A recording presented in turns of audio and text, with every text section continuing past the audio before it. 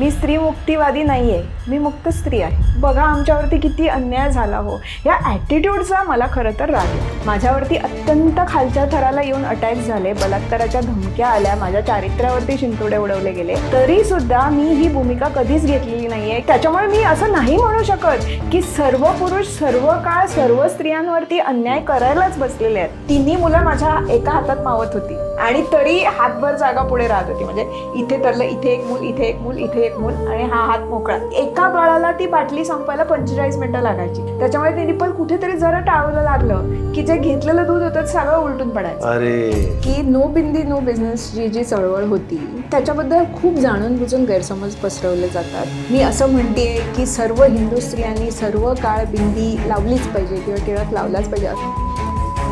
की तुम्हाला जर हिंदूंचा पैसा पाहिजे तर हिंदूंच्या प्रतीकांचा, हिंदूंच्या परंपरांचा, हिंदूंच्या धर्मांचा, हिंदूंच्या सणांचा, हिंदूंच्या भावनांचा आदर हा झालाच पाहिजे. आजकालच्या मुलींना जेव्हा विचारलं जातं की तुमचे आयडियल कोण आहेत तर त्या सगळ्या हिलरी क्लिंटन वगैरे असं काही सांगतात. पण आपल्या देशातली ही अहिल्यादेवी होळकर हा इतका मोठा जिवंत आदर्श आहे, त्याच्याकडे आपण कधी बघणार आहोत. आमच्या गावामधलं मंदिर आम्ही तोडू देणार नाही म्हणून ते जेव्हा मिशनरी आले आणि त्यांनी ऍक्च्युली मंदिर जिथे होतं शांतादुर्गेचं माझ्या गावामध्ये तिथे एक क्रॉस उभारला आणि तिथे गाय मारली. ते जेव्हा तिथल्या लोकांना कळलं तेव्हा त्यांनी गोष्ट इथे संपत नाही.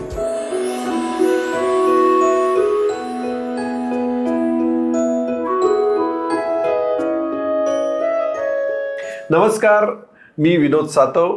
आरपारच्या वुमन की बात या आजच्या शोमध्ये आपल्या सगळ्यांचं मनपूर्वक स्वागत. 3 वर्ष आपण या व्यासपीठाला कंप्लीट केले नुकतेच आणि आज कोणाशी बोलायचं, आज तुमच्यासमोर कोणाला आमंत्रित करायचं, तर आम्ही खूप एक्सायटेड आहोत आणि हा एपिसोड बघितल्यानंतर तुम्हालाही खूप आनंद होईल. कारण आज आपण ज्यांच्या गप्पा ऐकणार आहोत, ज्यांना बोलतं करणार आहोत, त्यांचे विचार ऐकणार आहोत, त्यांना खरं तर त्यांची ओळख नक्की कशी करून द्यायची, तर त्या स्वतः उत्तम लेखिका आहेत, ब्लॉगर आहेत, न्यूजपेपरमध्ये अनेक त्यांचे कॉलम्स असतात आणि 3 मुलांची म्हणजे तिळं त्यांना आहेत, ती अशा आई आहेत आणि मी तर म्हणेन 5 मुलांची आई आहेत.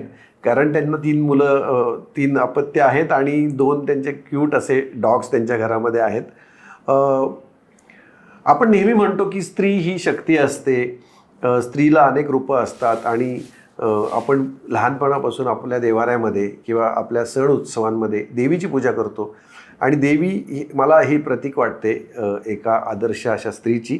आणि देवीला जेवढे हात असतात, मला असं वाटतं की एक स्त्री जी मल्टी टॅलेंटेड आणि मल्टीटास्किंग करणारी जी स्त्री असते त्याच्यामध्ये मला ती दुर्गा माता दिसते, त्याच्यामध्ये मला ती देवी दिसते. मी अशासाठी हे सगळं सांगतोय कारण आज आपल्या शोमध्ये ज्या आलेल्या आहेत त्यांच्या आयुष्यामध्ये सगळ्या स्त्रिया करतात तसा संसार त्याही करतात, पण एका वेळेला अनेक गोष्टी आणि त्याही उत्तम एक जी उत्तम गोष्ट आहे त्याचा मागोवा घ्यायचा, त्याचं आकलन करायचं आणि त्याचा रसास्वाद घेऊन आपल्यासमोरही तेवढं छान पद्धतीने मांडणारी आमची एक छान मैत्रीण आज आपल्यासमोर मी त्यांना आमंत्रित करतो. त्यांची ओळख इतकी सगळी करून देताना त्यांचं नाव मी सगळ्यात शेवटी सांगतो. त्यांचं नाव आहे शेफाली वैद्य. शेफालीजी, खूप खूप स्वागत. धन्यवाद. वुमन की बातच्या प्लॅटफॉर्मवर आज आपण खूप वेगळ्या विषयांवर गप्पा मारणार आहोत. शेफालीजींचं सोशल मीडियावरती काय स्थान आहे हे मी काही वेगळं सांगायला नको. हा प्लॅटफॉर्म आपलाही सोशल मीडियाचाच आहे आणि जे लोक सोशल मीडियावर आहेत त्यांच्या माहितीसाठी, ज्यांना माहिती नसेल त्यांच्या माहितीसाठी सांगतो, तुम्ही फक्त गुगल करा किंवा फेसबुकवर जा किंवा ट्विटरवर जा, एक्सवर आणि शेफाली वैद्य नाव टाका. मग तुम्हाला त्यांचं फॉलोईंग काय आहे ते कळेल. आपल्या देशाचे लाडके पंतप्रधान माननीय नरेंद्र मोदीजी देखील आपल्याला फॉलो करतात. जी, खूप स्वागत. धन्यवाद. कसं वाटतंय तुम्हाला आज?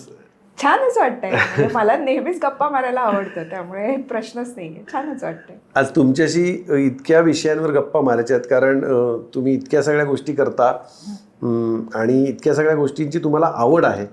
एक व्यक्ती म्हणून आज शेफालीशी गप्पा मारायला मला आनंद अशासाठी होतोय कारण आपलं जे राज्य आहे महाराष्ट्र आणि महाराष्ट्र आणि आपलं नेबर शेजारी राज्य जे गोवा हे अगदी दोन राज्यांच्या संस्कृती बऱ्यापैकी एकमेकांमध्ये मिसळलेल्या संस्कृती आहेत. हो.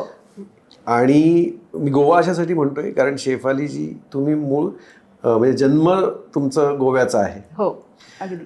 तर गोवा आमच्या सगळ्यांच्या नजरेतलं, गोवा म्हणलं की एक आत्ता म्हणजे येव गोवा असं जे येतं, आणि तुमच्या नजरेतलं गोवा, तर गोवा काय तुमच्या नजरेतलं आहे? हा खूप चांगला प्रश्न आहे माहिती आहे का, की हे जे गोव्याची जी इमेज जी करून दिली गेलेली आहे की it is a land of fun and feni, तिथे फक्त लोक मजा करायला जातात, बीचवरती दंगा करायला जातात, ही काही इमेज आजची नाही आहे, ही खूप वर्षापासून केलेली इमेज आहे. आणि त्याचा मला बराच धक्का बसलेला आहे, कारण मी कॉलेजमध्ये असताना मी खूप वेळेला गोवा विद्यापीठाचं प्रतिनिधित्व केलेलं आहे राष्ट्रीय स्तरावरच्या प्रतियोगितांमध्ये. मग ते वक्तृत्व असो किंवा क्विज असो किंवा काहीही असो. आणि प्रत्येक वेळेला जेव्हा राष्ट्रीय स्तरावरती जेव्हा मी जायची आणि कुणालाही सांगायची की माझं नाव शेफाली वैद्य आहे आणि आय रिप्रेझेंट गोवा युनिव्हर्सिटी, तर मला असे 2-3 प्रश्न फार सटासट बंदुकीतून सुटलेल्या गोळ्यांसारखे यायचे. ओ यू मस्ट बी ख्रिश्चन, एक. मग दुसरा, हा म्हणजे तुम्ही गोव्याच्या आहात म्हणजे तुम्हाला बॉयफ्रेंड्स असतीलच. हे मी 17व्या वर्षाची गोष्ट सांगते, आताची नाहीये. आणि तुम्ही गोव्याच्या आहात म्हणजे तुम्ही तर ड्रिंक घेत असालच, असं. आणि हे माझ्याच वयाची मुलं मला विचारायची आणि त्यांना असं जेन्युइनली वाटायचं, म्हणजे त्यांचा काही दोष नाहीये, कारण त्यांनी त्याच्यापूर्वी गोव्याबद्दल त्यांच्या ज्या कल्पना होत्या त्या कल्पनांमध्ये हे सगळं बसत होतं.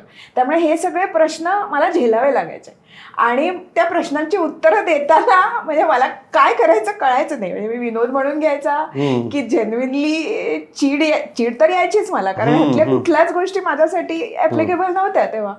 तर ते सांगताना आणि प्रत्येक वेळेला मला हे नव्याने सांगावं लागायचं. म्हणजे कुठेही गेले, पंजाबला गेले तरी हेच, आसामला गेले तरी हेच, गुजरातला गेले तरी हेच, महाराष्ट्रात नागपूरला गेले तरी हेच, सगळीकडे हेच चालायचं. त्यामुळे गोव्याची जी प्रतिमा आहे की फक्त फन आणि फेणी आणि बीच, ह्याच्यापेक्षा खरा जो गोवा आहे, म्हणजे गोव्यातली माणसं जे जीवन जगतात, मग ते हिंदू असोत किंवा ख्रिश्चन असोत, हे खरं तर पूर्णपणे वेगळं आहे. म्हणजे मी राहते म्हणजे आता नाही राहत, आता पुण्यात राहते, पण मी लहानाची मोठी झाले ते आमचं कुंकळली नावाचं जे गाव आहे मडगावपासून पुढे दक्षिण गोव्यामध्ये, तर त्या गावामध्ये आमचं कुटुंब जवळजवळ गेल्या 250 ते 300 वर्षापासून आहे. त्याच्यापूर्वी ते वेर्ण्याला होते आणि वेर्ण्याला म्हालसा देवीचं मंदिर होतं, जे मंदिर पाडण्यात आलं पोर्तुगीज काळामध्ये. तेव्हा आमचा मूळ पुरुष, त्यांना सांगितलं गेलं तिथल्या सगळ्याच हिंदू लोकांना की तुमच्याकडे 8 दिवस आहेत, तुम्ही एकतर ख्रिस्ती व्हा जबरदस्तीने, किंवा तुम्ही गाव सोडून जा, किंवा तुम्हाला मारण्यात येईल. तर त्याच्यात बऱ्याच लोकांनी गाव सोडलं, काही लोकांनी राज्य सोडलं.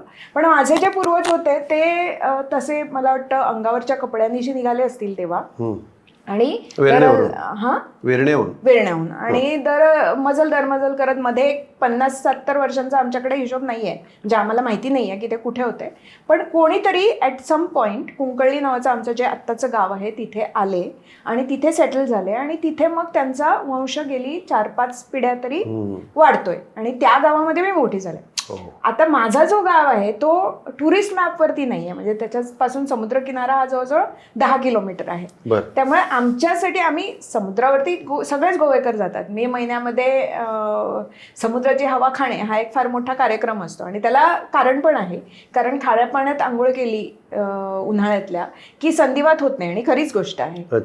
तर त्याच्यामुळे फार पूर्वापारपासून गोव्याचे लोक एप्रिल मे मध्ये समुद्र स्नानाला जातात 2-3दा. पण सतत बीचवरती आम्ही कोणीच पडीक नसतो, म्हणजे आम्हाला आमचं आयुष्य असतं, शाळा कॉलेज असतं, बाकीचे प्रोफेशन्स असतात. त्याच्यामुळे सगळ्यांना पूर्ण वेळ बीच शॅकवरती वेळ घालवायला गोव्याच्या लोकांना तरी वेळ नसतो. म्हणजे सुट्टीसाठी गोव्याला येतात ते करत असतील. महाराष्ट्रातून किंवा इतर राज्यातून टुरिस्ट म्हणून गेलेले असतात, त्यांच्यासाठी ते शॅक आणि ते सगळं आकर्षण आहे. हो, पण गोव्याच्या लोकांना आणि गोव्याची जी संस्कृती आहे आणि ती संस्कृती फार डिस्टिंक्टली, म्हणजे गोव्याची हिंदू संस्कृती आणि गोव्याची ख्रिस्ती संस्कृती ह्या तशा एकमेकात मिसळलेल्या आहेत, पण त्याच्यामध्ये सुद्धा फरक आहेत. आणि गोव्याची जी हिंदू संस्कृती आहे ती महाराष्ट्राशी फार क्लोजली जोडली गेलेली आहे. Okay. म्हणजे गोव्याच्या गणेशोत्सवामध्ये आम्ही आरत्या गातो, त्या सगळ्या समर्थ रामदासांनी लिहिलेल्या सुखकर्ता दुःखहर्ता लवतवती विक्राळा दुर्गे दुर्गे दुर्गटवारी वगैरे आरत्या गातो. आमच्याकडे देवळांमध्ये जी भजनं असतात त्या भजनांमध्ये पुंडलिक वरदा हरी विठ्ठल असाच गजर होतो. सगळं तेच असतं. वारीला कितीतरी लोक, म्हणजे गोवा पोर्चुगीजांच्या आधिपत्याखाली होतं तेव्हापासून सुद्धा गोव्यातल्या अनेक गावांमधून अनेक लोक दरवर्षी वारीला जायचे. त्या काळामध्ये सुद्धा अजूनही जातात.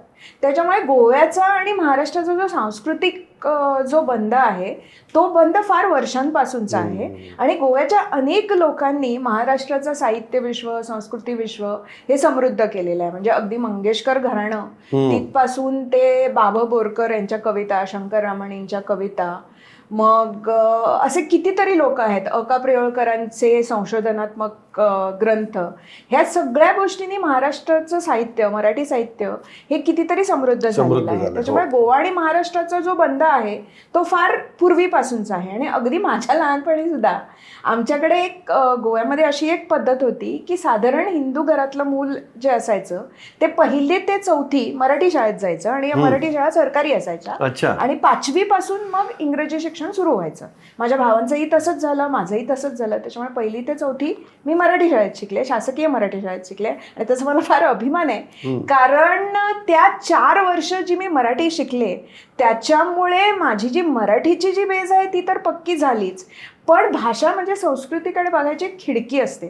तर त्या मराठीवरच्या प्रभुत्वामुळे मला मराठी पुस्तकं फार लहानपणापासून वाचता आली. आणि त्याच्यामुळे एकूणच संत साहित्य वाचता आलं. त्यामुळे एकूणच संस्कृती काय असते आणि ती कशी वाहत आलेली आहे हे मराठी साहित्यामुळेच कळतं. ते मी इंग्रजी माध्यमात शिकले असते तर माझी ती बेस झाली नसती. म्हणजे मी मग Rama and his monkey army किंवा महाभारता, अर्जुना फॉट दुर्योधना वगैरे असंच करत बसले असते. काही चुक आहे असं नाही माझं म्हणणं, पण आहे ते आहे. मी मराठी शाळेत शिकले, तुमच्या जिभेला वळण मराठी भाषेचं लागलं आणि विचारांची बैठक पण मराठी भाषेतून तयार झाली. Very good. आणि फॅमिलीमध्ये देखील तुमच्या आजोबा, तुमचे बाबा, याच्यामध्ये सावरकर असतील, भगतसिंग असतील, हा विचारांचा वारसा किंवा तशा पद्धतीचे विचार आणि त्या संस्कारामध्ये एक फॅमिलीमध्ये ते संस्कार आले, याबद्दल? माझं कुटुंब फार इंटरेस्टिंग होतं, म्हणजे आहेही अजूनही. आणि माझ्या कुटुंबामध्ये माझ्या लहानपणी तरी 3 पिढ्या या गोव्याच्या मुक्तीसंग्रामामध्ये ऍक्टिव्हली सहभागी झालेल्या होत्या. पण त्यातही माझ्या म्हणजे तिघांची विचारधारा वेगवेगळी होती. म्हणजे माझे वडील he was a armed revolutionary, म्हणजे सशस्त्र क्रांती वाले जे लोक असतात, आझाद गोमंतक दल नावाची एक संस्था होती तिकडे, आणि ते असं आर्म्ड रेव्होल्युशनरी आउटफिट होतं ते. तर त्याच्यासाठी माझे वडील प्रत्यक्ष बंदुका आणि स्फोटकं वगैरे घेऊन लढले. त्यांचे वडील म्हणजे माझे आजोबा हे सावरकरवादी होते. त्यांनी बराच म्हणजे मसुराश्रमाचं नंतर जे गोवा स्वतंत्र झाल्यावरती मसुराश्रमाने जे घरवापसीचं काम केलं ते त्याच्यामध्ये त्यांनी खूप मोठा भाग घेतला होता. आणि त्यांचे भाऊ होते व्यंकटेश विष्णू वैद्यनाथ, ते अतिशय चांगले लेखक होते. आजोबांचे भाऊ? हो, आजोबांचे भाऊ. ते सत्याग्रही होते, म्हणजे ते दक्षिण गोव्यातले पहिले सत्याग्रही होते. आणि त्याच्यासाठी त्यांना ऑलमोस्ट 6 महिन्यांची जेल झाली होती. ते आग्वाद जेलमध्ये होते. तिथून त्यांनी माझ्या आत्याला पत्र लिहिलेली आहेत, जी पत्र कमलेश पत्रे या नावाने, कमला म्हणजे माझी आत्या, या नावाने चित्रमय जगत नावाचं एक मॅगझिन खूप वर्षांपूर्वी पुण्यातनं प्रसिद्ध व्हायचं. त्याच्यामध्ये त्यांचे हे लेख यायचे. त्याच्यातले 1-2च आहेत माझ्याकडे. मी खूप शोधायचा प्रयत्न केला इकडे, पण ते सगळे अंक मला मिळाले नाहीत अनफॉर्च्युनेटली. आणि त्यामुळे काय झालं माझ्या घरामध्ये, आणि सगळे लोक गेले जवळजवळ 4-1 पिढ्या प्रचंड वाचायचे. आम्ही अजून वाचतो, मी, माझे भाऊ आणि मी. त्याच्यामुळे घरात खूप पुस्तकं होती. आणि हा आमच्या घरात आणि आमच्या आजूबाजूला असलेल्या घरांमधला खूप मोठा फरक होता. आमच्या घरात खूप पुस्तकं होती, खूप वेगवेगळ्या विषयांवरची पुस्तकं होती, मासिकं होती. आणि अगदी लहान वयापासनं आम्ही ती वाचू शकत होतो. आणि आम्हाला कुणीही तू लहान आहे, तुला त्यातलं काय कळतंय, वाचू नको, गप्प बस, अशी संस्कृती आमच्या घरामध्ये नव्हती. खूप महत्वाचं. त्यामुळे मी सावरकरांचं काळे पाणी हे पुस्तक मला वाटतं मी वयाच्या 10व्या का 12व्या वर्षी वाचून काढले. आणि त्याच्यावरती खूप वाद व्हायचे, खूप जेवणाच्या टेबलवरती आमच्या तर कायम महाभारतच असायचं. कारण प्रत्येकाला तसं आमचं घर हे फ्री एक्सप्रेशन, अभिव्यक्ती स्वातंत्र्याचं घर होतं. त्याच्यामुळे काहीही आम्ही कुठल्याही वयाची मुलं आम्ही बोलू शकत होतो. आणि त्याला मग अर्थातच कोणी ते ऐकून घेत नसे शांतपणे, पण गप्प बस असंही कोणी सांगत नसे. हे फार महत्वाचं आहे. म्हणजे आम्ही काही चुकीचं बोललो तर त्याच्यावरती आम्हाला ओरडलं जात असे, किंवा आम्ही कसे चुकीचं बोललो हे आम्हाला समजावून सांगितलं जात असे. पण आम्ही एखादा विचार मांडला तर तो मांडूच नये, तुला काय कळतंय, किंवा तू गप्प बस, हे शब्द मी माझ्या लहानपणी फारसे ऐकले नाहीत. स्त्री किर्लोस्करची मासिकं यायची, माझे आजोबा त्यांना ती हे करायचे दर महिन्याला. तर त्याच्यातनं बरंच मी खूप कमी वयापासून ती वाचायला शिकले. आणि माझं मराठी वाचन खूप होतं. म्हणजे मी पडघवली वगैरे अशी पुस्तकं, गोनीदांचं कुठलं ते आता माझं भयंकर आवडतं पुस्तक आहे ते, माचीवरचा बुधा. तर हे पुस्तक ही मी खूप लहानपणी वाचून काढले. बरं, अ.का. प्रियोळकर ज्यांच्याबरोबर मी आधी बोलले, ते अ.का. प्रियोळकर यांनी गोवा इन्क्विजिशन हे पुस्तक लिहिलंय खूप अभ्यास करून, आणि ते संशोधक म्हणून वादातीतच आहेत. ओके. ते माझ्या सख्ख्या काकूंचे वडील, म्हणजे माझ्या वडिलांच्या मोठ्या भावाचे सासरे. त्यामुळे त्यांचं जे पुस्तक जे होतं, पहिली एडिशन जी त्यांनी माझ्या आजोबांना म्हणजे त्यांच्या वयांना दिली होती, ती आमच्या घरी होती. तीही अशीच मला इंग्रजी नुकतंच यायला लागलं होतं. म्हणजे 10व्या वर्षापर्यंत तर मी मराठीत शिकले. त्याच्यानंतर जेव्हा मी इंग्रजी शाळेत गेले तेव्हा असंच 12व्या-13व्या वर्षी मी ते वाचून काढलं. ते मला तेव्हा फारसं समजलं नाही. मुळात माझी इंग्रजी तेव्हा तितकी चांगली नव्हती, पण तरीसुद्धा मी ते जिद्दीने नेटाने वाचून काढलं. आणि ते वाचून काढल्यानंतर सगळं समजलं असं नाही, पण काहीतरी आपण फार विदारक वाचतोय हे तेव्हाही कळत होतं. आणि आपण ज्या भूमीवरती राहतोय गोव्यामध्ये, त्या भूमीवरती इतकं खूप काही घडून गेलंय हेही कळत होतं. बरं, मी राहत होते ते गाव, कुंकळली नावाचं गाव, त्याला एक स्वतःचा खूप इंटरेस्टिंग इतिहास आहे. कुंकळली. ओके. त्याला खूप इंटरेस्टिंग इतिहास आहे.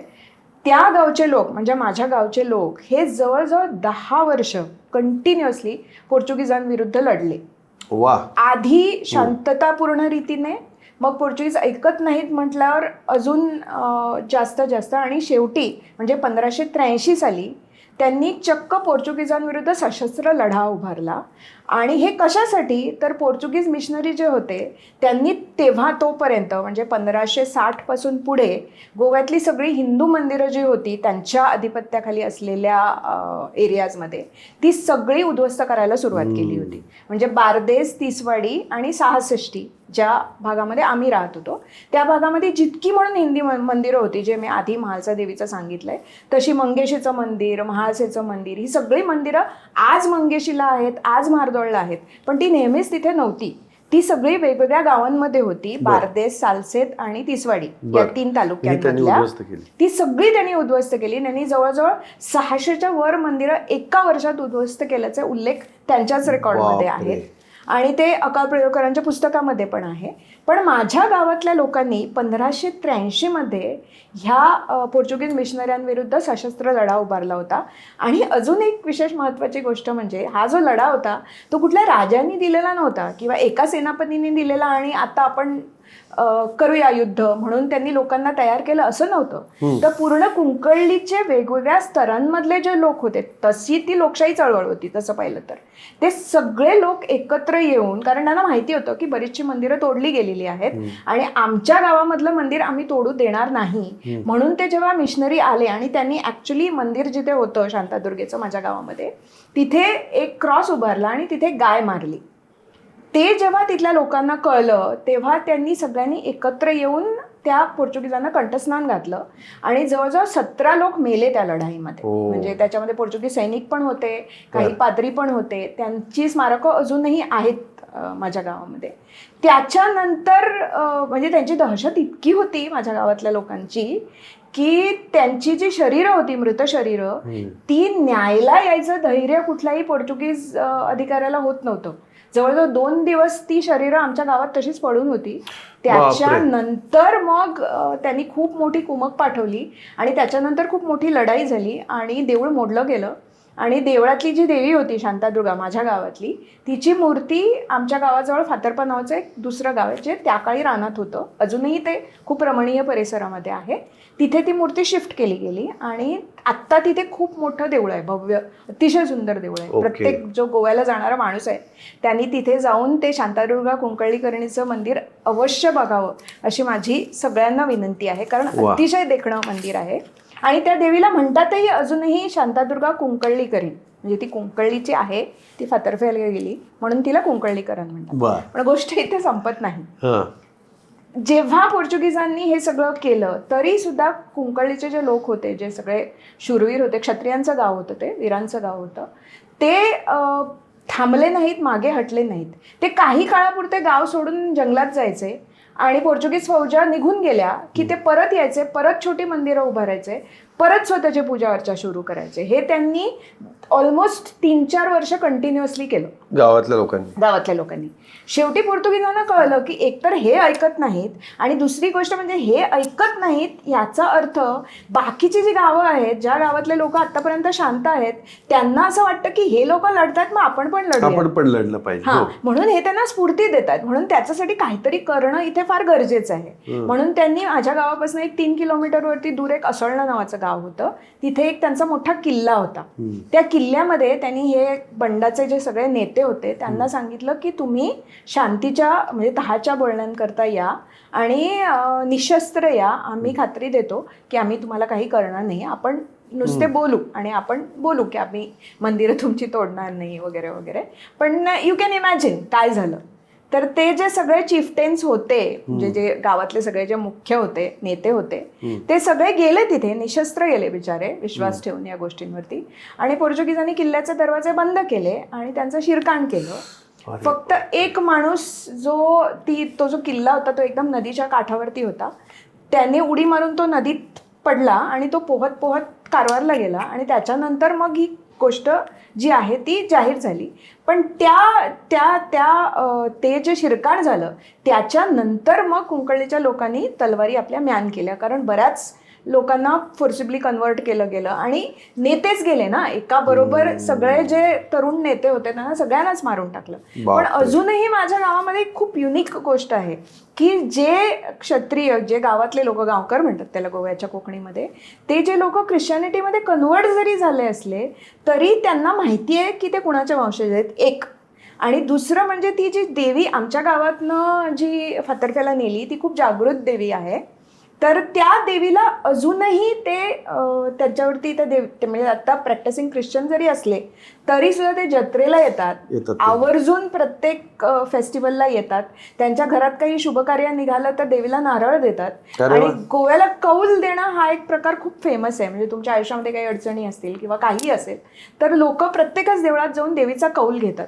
तर जे कुंकळीच्या कुंकळीकरणीचं म्हणजे फातर्फ्याला जे कुंकळीकरणीचं देऊळ आहे तिथे कौल घ्यायला हिंदूंपेक्षाही जास्त संख्येने तिथे ख्रिश्चन येतात आणि त्यांना प्रायोरिटी असते कौल घेण्यासाठी. हे जे म्हणजे आता सिंक्रेटिक कल्चर वगैरे म्हणायची फार फॅशन आलेली आहे ना, तर हे जगण्यातलं सिंक्रेटिक कल्चर आहे. किती तुम्ही पाहताय की त्यांनी जेवढं काही वाचलेलं आहे आणि जेवढं काही साठवलेलं आहे मनामध्ये, त्या सगळ्या आठवणी कशा सिक्वेन्समध्ये अशा धाड धाड धाड धाड धाड धाड धाड धाड समोर येत आहेत. छान आहे. ह्या गोवा आपल्या डोळ्यासमोर जो गोवा आहे आणि त्यांनी अनुभवलेला जो गोवा आहे हा खूप गोड गोवा आहे. मला असं वाटतं की त्या काळातली माणसं डोळ्यासमोर उभी राहिली, त्यांनी दिलेला लढा, त्यांनी सोसलेले हाल, आणि आज आपण गोवा तेवढा चिल बघतोय. तर मला असं वाटतं की त्या लोकांना आपण कधी विसरलं नाही पाहिजे अजूनही. पण तुम्ही बीच सोडून जर आतमध्ये गेलात ना, एक 10 किलोमीटर जरी आतमध्ये गेलात तरी तुम्हाला दिसेल की गोव्याच्या माणसांचं जे आयुष्य आहे ते अजूनही बरंचसं चिल आहे, बरंचसं संथ आहे. चिल म्हणजे चांगल्या रीतीने चिल, नॉट दारू मजा मजा, चिल याचा अर्थ काइंड ऑफ चिल, धडधड धडधड धडधड धडधड जे आयुष्य असतं तसं न करता संतपणे शांत संथ लई मधलं. अजूनही माणसं एकमेकांना ओळखतात, अजूनही माणसं एकमेकांच्या मदतीला जातात. तुम्ही वाटेत कुठेतरी अडकून पडलात कशासाठी तर अजूनही लोक तुमच्या मदतीला काही अपेक्षा न ठेवता मदतीला येतील, मदत करतील. तुम्ही कधी छोट्याशा गावामध्ये कोणाला रस्ता विचारलात तर जे आपण पुस्तकांमधनं वगैरे वाचतो ना की लोक बरोबर येतात स्वतः पत्ता दाखवायला, तसं गोव्यामध्ये अजूनही होतं. अनाहूत सल्लेही मिळतात, पण that is a part and parcel of being a Goan. शहाळ्यासारखी माणसं गोव्याची.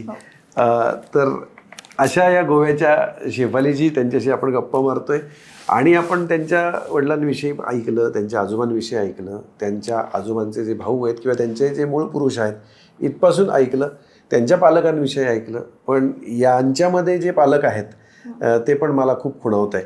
कारण शेफालीजींना तिळं अपत्य आहे. 3 मुलांचा जन्म त्यांचा एका वेळी झालेला आहे आणि 3 मुलांना वाढवताना पुन्हा हे सगळे स्वतःच्या आवडीनिवडी जपत जपत मुलांना वाढवलं. आता मला ते सांगा, तुम्हाला एकदम 3 मुलं झाली. हो, ऍक्च्युली ना ती माझी खरी मध्यवर्ती ओळख आहे. मी त्या मुलांची आई आहे. ओके. मी बाकीच्या अनेक गोष्टी करते, चांगल्या करते, पण if you ask me who I am तर मी तुम्हाला सांगेन माझ्या 2 ओळखी आहेत. एक म्हणजे मी त्या मुलांची आई आहे आणि दुसरं मी लिहिते, बस इतकंच. तुमचं लेखन आम्हाला सगळ्यांना, आम्ही वाचतो, फॉलो करतो, आम्हाला हे माहिती नाही तुमच्या तिळ्या मुलांची गोष्ट किंवा तो तुमचा प्रवास, त्याविषयी मला त्याबद्दल मी खूप वेळेला लिहिलंय बऱ्याचदा. माझी मुलं अमेरिकेत जन्मली आणि अपुऱ्या दिवसांची जन्मली. माझी जी प्रेग्नन्सी होती ती मेडिकल नाईटमेअरच होती. म्हणजे मी जास्त दिवस हॉस्पिटलमध्ये काढले, देन ॲट होम. आणि 5व्या महिन्यात मला कॉन्ट्रॅक्शन सुरू झाले होते, त्याच्यामुळे मला हॉस्पिटलमध्ये ऍडमिट व्हावं लागलं. आणि पुढे 2 महिने मी झोपूनच होते. आणि कॉन्ट्रॅक्शन्स थांबवावी म्हणून त्यांनी मला लिटरली म्हणजे गळ्यापासून खाली असं औषध देऊन मला पॅरलायझच करून ठेवलं होतं. म्हणजे मी काही करू शकत नव्हते, मी पूर्णपणे बेडरिडन होते जवळजवळ 2 महिने. आणि माझी मुलं जन्मली 30 आठवडे 1 दिवसांनी. ती सुद्धा इमर्जन्सी सी सेक्शन करून त्यांचा जन्म झाला. आणि मुलं झाल्यानंतर जवळजवळ म्हणजे मुलं झाली माझी 15 फेब्रुवारीला आणि 9 एप्रिलपर्यंत ती हॉस्पिटलमध्ये होती, निक्यूमध्ये होती, म्हणजे काचेच्या पेटीत होती. आणि हा जो सगळा प्रवास आहे तो खरोखरी फार माझ्या आयुष्यातला सगळ्यात कठीण कालखंड होता तो. कारण प्रेग्नन्सीमध्ये काहीच धड नव्हतं. म्हणजे माझ्याही जीवाची शाश्वती नव्हती, मुलांच्याही जीवाची शाश्वती नव्हती. आणि अमेरिकेत ह्या सगळ्या गोष्टी तुम्हाला फार स्पष्टपणे सांगतात. म्हणजे अशा वेळेला तुम्हाला फक्त कोणीतरी एवढं सांगितलेलं पाहिजे असतं की सगळं ठीक होईल, काळजी नको करू. हे आपल्याकडे कोणीतरी सांगतं ना, घरातली वडीलधारी मंडळी सांगतात किंवा डॉक्टर सुद्धा सांगतात. म्हणजे एकदम तुम्हाला सगळे रिस्क ते सांगत नाहीत. ऍटलिस्ट जो पेशंट आहे त्याला तरी नाही सांगत, आजूबाजूच्या लोकांना सांगतात. पण तिथे त्यांना ते डिस्क्लोज करणं महत्वाचं होतं, पेशंटला सांगणं. त्याच्यामुळे ज्या दिवशी मला अजूनही आठवतंय की ज्या दिवशी मी ॲडमिट झाले त्या हॉस्पिटलमध्ये, त्या दिवशी मला असं सांगण्यात आलं, म्हणजे 5व्या महिन्यातली गोष्ट सांगते मी, की तुम्ही आता पुढच्या 24 तासात तुमची प्रसूती कधीही होऊ शकते आणि ती प्रसूती झाली तर ह्या रिस्क आहेत. तर त्या डॉक्टरनी मला आणि ती मला खोली अजूनही आठवते डोळ्यांसमोर. ती खोली अशी छोटीशी खोली होती आणि प्री सर्जरीला नेण्यासाठी ठेवतात तशी ती खोली होती. तर खिडकी बिडकी काही नव्हती. आणि आम्ही अमेरिकेत होतो तेव्हा माझ्याजवळ कोणी नव्हतं, माझे आईवडील नव्हते, माझ्या सासूबाई नव्हत्या, कोणीच नव्हतं. आणि फक्त मी आणि माझा नवरा, आणि त्याचा हात माझ्या हातात होता आणि आम्ही दोघेहीच फक्त होतो तिकडे. आणि आम्हाला सांगितलं गेलं होतं की उद्या तुमची डिलिव्हरी झाली तर तुमच्या मुलांचे सर्वायवलचे चान्सेस हे 33% आहेत. जरी ते सर्वाईव्ह झाले तरी त्यांना ह्या गोष्टी होऊ शकतात. म्हणजे रेटायनल डिटॅचमेंट म्हणजे आंधळेपणा येऊ शकतो, त्यांना ऑटिझम येऊ शकतं, त्यांना डेव्हलपमेंटल डिसेबिलिटी होऊ शकते वगैरे वगैरे वगैरे बऱ्याच गोष्टी त्यांनी सांगितल्या होत्या. आणि त्यावेळेला म्हणजे मी अजूनही तो प्रसंग आठवला तर माझ्या अंगावर काटा येतो की मला असं खूप वाटत होतं की ह्या वेळेला मला हे सगळं ऐकायचं नाहीये. मला फक्त कुणीतरी एवढं सांगावं की सगळं ठीक होईल. माझ्या सुदैवाने पुढे सगळं ठीक झालं. माझ्या देवावरती खूप विश्वास आहे. आणि नंतर जवळजवळ म्हणजे ज्या डॉक्टरनी मला सांगितलं होतं की पुढच्या 24 तासामध्ये तुमची डिलिव्हरी होऊ शकेल, तर त्याच्यानंतर जवळजवळ 8 आठवडे मी हॉस्पिटलमध्ये होते, म्हणजे माझी डिलिव्हरी झाली नाही.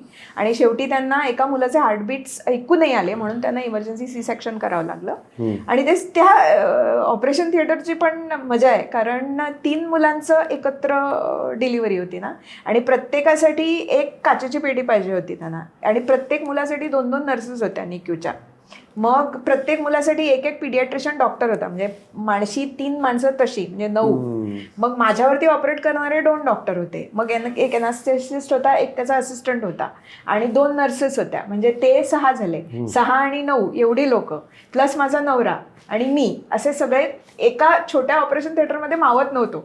त्याच्यामुळे त्यांना त्यांचं जे सगळ्यात मोठं ऑपरेशन थिएटर होतं, जे त्यांनी त्याच्या आधी 1 वर्ष वापरलं नव्हतं, ते त्यांना साफ करावं लागलं. त्याच्यामुळे माझं इमर्जन्सी सी सेक्शन हे 1 दिवस उशिरा ढकललं गेलं, कारण त्याची तयारी नव्हती. एवढं मोठं हॉस्पिटल होतं, एवढं मोठं ओटी नव्हतं त्यांच्याकडे. एक्झॅक्टली.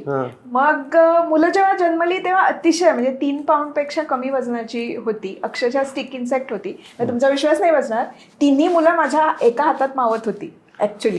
आणि तरी हातभर जागा पुढे राहत होती, म्हणजे इथे तरलं, इथे एक मूल, इथे एक मूल, इथे एक मूल, आणि हा हात मोकळा, असं. इतकी बारीक आणि इतकी फ्रेल होती. त्याच्यामुळे ती जवळजवळ 10 आठवडे याच्यामध्ये राहिली हॉस्पिटलमध्ये. त्याच्यानंतर ती एप्रिल 9 तारखेला म्हणजे माझ्या वाढदिवसाला घरी आली. आणि घरी आली तरी प्रश्न सुटले नव्हते, कारण ती खूप कमी वयात जन्मलेली असल्यामुळे त्यांचा सक स्वॉलो ब्रीथ रिफ्लेक्स हा डेव्हलप नव्हता झाला. त्याच्यामुळे त्यांना दूध प्यायला खूप वेळ लागायचा. बरं 3 मुलं होती, त्याच्यामुळे 3 मुलांना अंगावर पाजणं शक्य नव्हतं. त्याच्यामुळे एका मुलावर म्हणजे एक फीड अंगावरचं आणि बाकीचं बाहेरचं असं करावं लागायचं. पण असं 24 तास म्हणजे मी फक्त त्याच चक्रामध्ये तेव्हा पुढलेली होते. म्हणजे फीडिंग करायला एका बाळाला 2 छोटी 30 म्हणजे आउन्सची 60 आउन्सची बाटली होती, एवढीच. त्याची जी निप्पल होती ती पण अतिशय छोटी असते, कारण त्यांचं तोंडच खूप छोटं असतं. आणि ती एका बाळाला ती बाटली संपायला 45 मिनिटं लागायची. त्याच्यानंतर दुसरं बाळ, त्याच्यानंतर तिसरं बाळ. ते तिसरं होईपर्यंत पहिल्या बाळाला परत भूक लागलेली असायची, कारण दर 2-3 तासाने भूक लागलेली असते. बरं, ह्या सगळ्यामध्ये तुम्ही 45 मिनिटं खूप कष्ट करून ते दूध संपवलं. आणि शेवटच्या मोमेंटला, कारण त्यांना इथे खूप नाजूक असतं, म्हणजे सक स्वॉलो ब्रीथ रिफ्लेक्स हे झालेलं नसल्यामुळे, त्याच्यामुळे ते निप्पल कुठेतरी जरा टाळलं लागलं की जे घेतलेलं दूध होतं सगळं उलटून पडायचं. आणि इट वॉज व्हेरी फ्रस्ट्रेटिंग, कारण आत्ता मी त्याच्यावरती शांतपणे बोलू शकते, पण त्यावेळेला 45 मिनिटं तुम्ही जीवाचं रान करून अक्षरशः पाणी करून त्या बाळाला पाजलेलं असतं, आणि ते बाळ सगळं दूध जेव्हा उलटी करून टाकतं आणि वजन त्याचं ऑलरेडी कमी आहे तुम्हाला माहिती असतं, तेव्हा तुमच्यावरती जो आकांत येतो ना, तो मी कल्पना नाही करू शकत, म्हणजे सांगू नाही शकत शब्दांमध्ये. हे असं झालं. दिवसातनं मला 36 डायपर लागायचे, म्हणजे 36 डायपरचे चेंजेस लागायचे.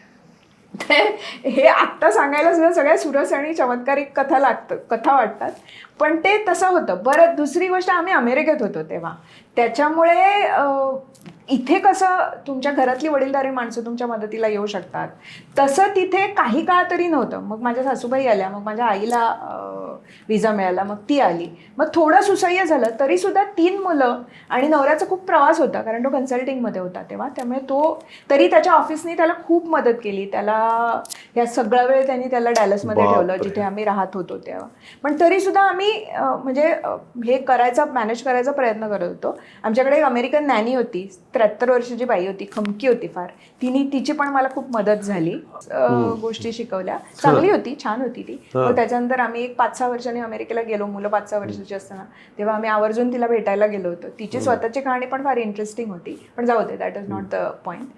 पण ह्या सगळ्यात अजून एक खूप मोठी दुर्दैवाची गोष्ट घडली. माझी मुलं नुकतीच घरी आली होती आणि या सगळ्या चक्रातनं मी जात होते तेव्हाच 9 एप्रिलला माझी मुलं आली घरी, आणि विदिन 3-4 आठवड्यामध्ये मे मध्ये माझे बाबा गेले सडन हार्ट अटॅकने. आणि मी खूप त्यांना क्लोज होते, आणि त्याच्यामुळे मी डिप्रेशनमध्येच गेले. म्हणजे एकतर मेडिसिनचे साईड इफेक्ट होते, आणि दुसरं त्याच्यात हा एवढा मोठा शॉक होता. आणि त्याच्या आदल्या दिवशी आदल्या 2 दिवस आधी मी वडिलांशी बोलले होते आणि मी त्यांना सांगितलं होतं की जेव्हा डॉक्टर म्हणतील की आम्ही प्रवास करू शकतो तेव्हा मला मुलांना घेऊन भारतात यायला आवडेल. तेव्हा वडिलांचे मला शेवटचे शब्द आहेत की मी वाट बघतोय चातकासारखी तुझ्या मुलांची. आणि त्याच्यानंतर मला बातमी आली ती हीच. त्यामुळे मी उन्मळूनच पडले फार. म्हणजे माझ्या आयुष्यातला सगळ्यात काळाकुट्ट असा कालखंड होता तो.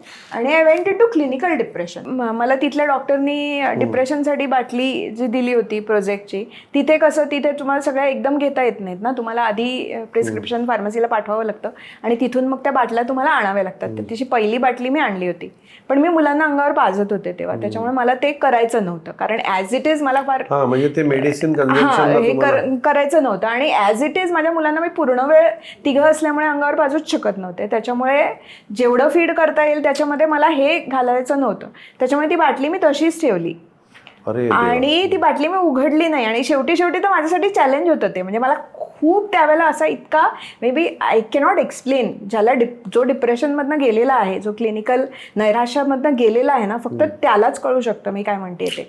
म्हणजे असं वाटतं की आयुष्यात आपण पुढे कधीच हसणार नाही, आपल्याला कुठेच काही चांगलं आयुष्यात घडणार नाही. सगळं तुम्ही एका खूप अंधाऱ्या बिळातनं चाललेला आहात आणि चालत आहात. तुम्हाला प्रकाश यापुढे कधी दिसणारच नाही, अशी जी फिलिंग असते ती फार भयानक असते. पण त्यावेळेला शेवटी मी त्या बाटलीकडे बघायचे आणि फक्त मी स्वतःला सांगायचे की आज ही गोळी मी घेणार नाही, फक्त आजचा दिवस आय विल टाईड ओव्हर. उद्या अगदीच जमत नाहीसं झालं तर मी उद्या घेईन. असं करत बाळांसाठी म्हणून असं करत मी ते एक दिवस, आजचा एक दिवस नाही, उद्याचा एक दिवस नाही, असं करत जेव्हा आम्ही डिसेंबरमध्ये भारतात आलो तेव्हा ती बाटली अनओपन्डच होती. ती बाटली मी आणली परत भारतामध्ये आणि ती जवळजवळ माझी मुलं ऑलमोस्ट 15 वर्षाची होईपर्यंत ती बाटली माझ्या ड्रेसिंग टेबलवरती होती. मी तशी ठेवलेली होती, उघडलेली नव्हती, पण ती माझ्यासाठी प्रतीक होती की त्यावेळेला मी ती घेतलेली नाही. आणि जशी मुलं वाढतात तसे स्ट्रेसेस पण वाढतात ना. म्हणजे ते भांडायला लागतात किंवा पडतात कुठे किंवा आजारी पडतात, खूप गोष्टी होतात लहान मुलांना वाढवताना. तर आणि मी तीन मुलांना वाढवत होते. ह्या सगळ्यामध्ये तुम्ही स्वतः कधी आराम केला किंवा खाणं, जेवणं, झोपणं, आराम करणं? हे अमेरिकेत असताना तर मला आठवतही नाही. कारण एकतर मी खूप, म्हणजे मला रात्र वडिलांच्या दुःखामुळे मला रात्र झोप नाही लागायची. त्याच्यामुळे ते जे 10 महिने होते ते मी कसे काढले हे मला खरोखरी आता आठवत नाही. My brain has erase those memories I think. पण म्हटलं ना मी का मी देवी म्हणतो एवढे हात, हे सोपं नाहीये. मनावर तर एवढं ओझं, 3 मुलं, ते ओझं नाहीये, ते आवडतं ओझं आहे आपलं. पण तरी त्यांची काळजी घेणं आणि ह्या सगळ्यामध्ये स्वतःकडे दुर्लक्षच होतं. मग त्याच्यानंतर मुलं 10 महिन्याची असताना आम्ही भारतात परत आलो. तो माझ्यासाठी खूप मोठा टर्निंग पॉईंट होता. कारण एकतर मी पुण्याला आले, माझा मोठा भाऊ पुण्याला होता तेव्हा, आणि मी जवळजवळ वर्षभर त्याच्याकडे राहिले. म्हणजे माझा भाऊ, वहिनी, माझी आई, आणि त्याशिवाय भारतात आल्यामुळे वी कुड अफोर्ड हेल्प. त्यामुळे अर्थातच मावशी, प्रत्येक मुलासाठी एक असं. त्यामुळे तो पुढचा जो कालखंड होता, म्हणजे त्यांच्या मुलांच्या आयुष्यातला 0 ते 10 महिने कालखंड, हा माझ्या आयुष्यातला सगळ्यात काळाकिट्ट, सगळ्यात वाईट काळ आहे. आणि त्याच्यानंतरचा कालखंड जेव्हा मी भारतामध्ये आले, एकतर भारतामध्ये मी आपल्या माणसांमध्ये होते, आपल्या वातावरणात होते, त्यामुळे त्याचाही खूप फरक पडतो. त्यामुळे माझं डिप्रेशन जे होतं ते भारतात आल्यानंतर आपोआपच गेलं. म्हणजे मला गोळ्या नाही घ्याव्या लागल्या त्याच्यासाठी. माझ्या घरच्या लोकांनी मला त्या बाबतीमध्ये खूप सपोर्ट केला. त्या बाबतीत मी प्रचंड नशिबान, मला कुटुंबाचा जो सपोर्ट मिळालेला आहे तो म्हणजे मी शब्दात नाही सांगू शकत. आपल्या संस्कृतीमधली कुटुंब पद्धती जी आहे ना, ती थेरपीच आहे ना. अगदी. आणि हे मी म्हणजे छातीटोपणे डंके की चोट पे सांगते की माझ्या मुलांना, माझ्या 3 मुलांना माझ्या इतकंच माझ्या भावाने आणि माझ्या वहिनीने वाढवलेलं आहे. आणि अजूनही त्यांचे मामा मामीशी तितकेच जिव्हाळ्याचे संबंध आहेत. आणि हे मला फार महत्त्वाचं वाटतं. कारण अनेकदा स्पेशली जेव्हा मुलं मोठी होतात, जेव्हा ती टीनेजमध्ये जातात, तेव्हा त्यांना आई वडिलांची ते सगळ्या गोष्टी शेअर करू शकतातच असं नाही. अशा वेळेला असा एखादा ॲडल्ट त्यांच्या आयुष्यामध्ये असणं ज्याच्यावरती त्यांचा पूर्ण विश्वास आहे आणि जे त्या माणसाला काही सांगू शकतात, अशी त्यांच्या आयुष्यामध्ये एक नाही तर 2-2 माणसं आहेत. ही मी मुलांना नेहमी सांगत असते की तुम्ही खूप नशिबान आहात सगळ्याच दृष्टीने, पण ह्या दृष्टीने तर तुम्ही अतिशय नशिबान. खरंच नशिबान आहे. तुमच्या 3 मुलांची नावं सांगा ना आम्हाला.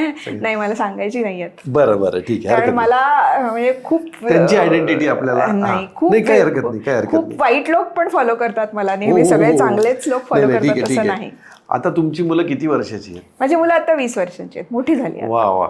बघा म्हणजे मला त्याच्यावरून तुम्हाला असं विचारायचं की आता माझ्या अनेक मैत्रिणी किंवा माझी बहीण, नातेवाईक, आजूबाजूला मित्र ज्यांची मुलं 15, 16, 17, 20, कोणाची 20, 22, 23, 25 वर्षाची पण आहेत, ते पालक ना खूप बदलतात. मुलं जशी मोठी होत जातात तसे पालक बदलत जातात. आयांना विशेषतः टेन्शन यायला लागतं. मुलं तर कन्फ्यूज झालेले पालक मी खूप आजूबाजूला पाहतो आणि बऱ्याचदा पालकांकडनं अजाणतेपणाने काही चुका होत जातात आणि जशी तुम्ही अशी मुलं वाढवलेली आहेत आणि मग आता तीच मुलं हाताबाहेर गेलेली. चांगली अनालॉजी आहे ऍक्च्युली.